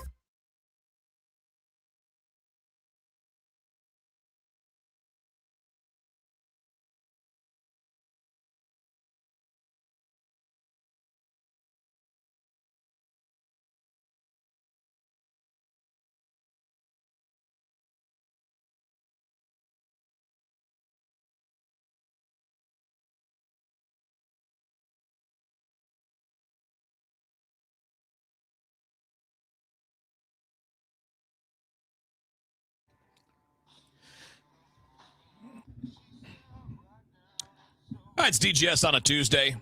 Rachel, Andrew, Kevin hanging out. Dave down in Jupiter. We did get a text from Dave, so we know that he has surfaced. Sounds like they're still having fun, so looking forward to that. And here, I think they're going to be stories galore on Monday. Oh, yes. I mean, first of all, I don't know how many of the stories from those dinners can be told on the air, so we may have to get somewhat limited versions of those. But yeah, it's such a, and we'll talk more with Tom Ackerman, by the way. We'll check in with Tom down in Jupiter here after the 4 o'clock news. I keep trying to find a way to describe to you guys, Rach and Andrew, like just what the vibe is down there for someone that's really like hardcore baseball. Like I'm trying to think of a way to tell people that haven't been there, like, and I'm not talking about the working side. The working side's different. You know, what Matt Pauley does, what Tom Ackerman's doing, what I did when I was going down there is a lot different because it's long days. You know, you're in the clubhouse at 8 o'clock in the morning and you're there until mid-afternoon. And then for those of us like Matt and I, when I was doing Sports Open Line, then you've got like a little break in the middle. Then you come back and you've got to do your show and you're doing afternoon drive things and hits on like on DGS or whatever. A little different. But when you're down there in the way that Dave is, it's just so cool. It's almost like just a new reality when you get to just have all these nice dinners and you're at the ball game and you're hanging out with cool people all the time. I don't know. I mean, maybe it's just I'm just describing the basic vacation. Mm-hmm. I mean, is there a thing you guys travel for? I mean, not to travel, but is there a thing that puts you in that place or a spot that puts you in that place where you're just like, this is maybe the happiest place on earth? Taco Bell. Yeah, man. Yeah. Taco Bell. I haven't been to Taco Bell in a long time. Red Lobster, maybe. Really? Yeah. That's at the top of your list? Olive Garden, Longhorn. Yeah. Chili's. Pretty much any restaurant. You just name a restaurant? Yeah. I have a Applebee's gift card in my purse right now. Oh boy. There's nothing better than I don't think there's much better than gift cards for restaurants. Because you're just going to go and eat and have fun. That's right there. That's $50, $75, $100 of fun right there. I'm not lying. I was genuinely touched when I received that as a gift. Yeah? Yeah, I was like, this person knows me. They get me. Yeah, this is so nice. Yeah, that's really great.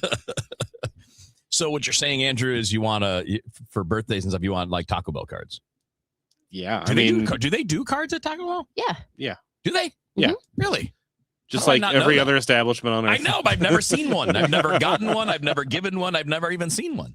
I don't think people think a lot about giving like a Taco Bell gift card because it's like inexpensive. Well, that's a good point, right? Like the whole point of those restaurants is that they're not expensive. Yeah. All right. Well, my happy place is Jupiter, and we have Applebee's and Taco Bell in the room for the happy places as well.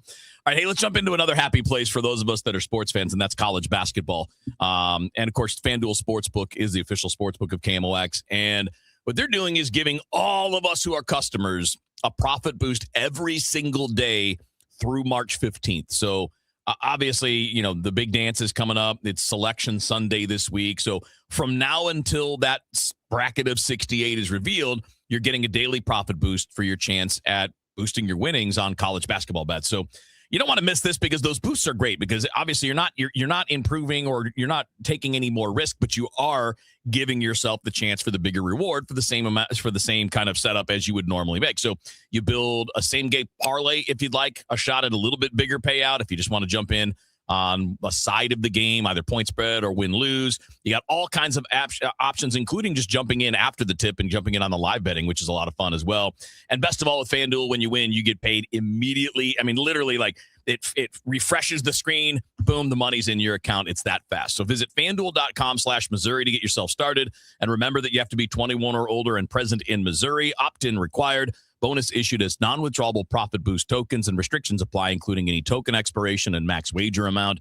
You can see terms at sportsbook.fanduel.com. And if you have a gambling problem, call 1-800-GAMBLER. I tell you guys about my friend John Moriarty at E3 Wealth. I've been talking a lot about the fact that he is a financial planner and a business coach for people who own businesses themselves and who are entrepreneurs. That isn't to say that if you are a W-2 employee like me, and you are concerned about retirement and maybe looking for some alternative asset classes, but your typical financial planner who's talking about 401ks and whole life insurance, they're not cutting the mustard. Either way, you have nothing to lose. Like, I kind of hate saying that. It's such a cliche, it's just a expected thing. But in this case, it's really true. It's going to cost you like a half hour of your time to sit down with John Moriarty. And I promise, absolutely guarantee you this, as savvy as you may be financially or as a business person, he's going to tell you things that you didn't know. It's as simple as reaching out to him and scheduling an appointment at e3wealth.com. Hey guys, Glover here for my friends at Universal Windows Direct. March is that time of year when a lot of us start thinking about fresh starts.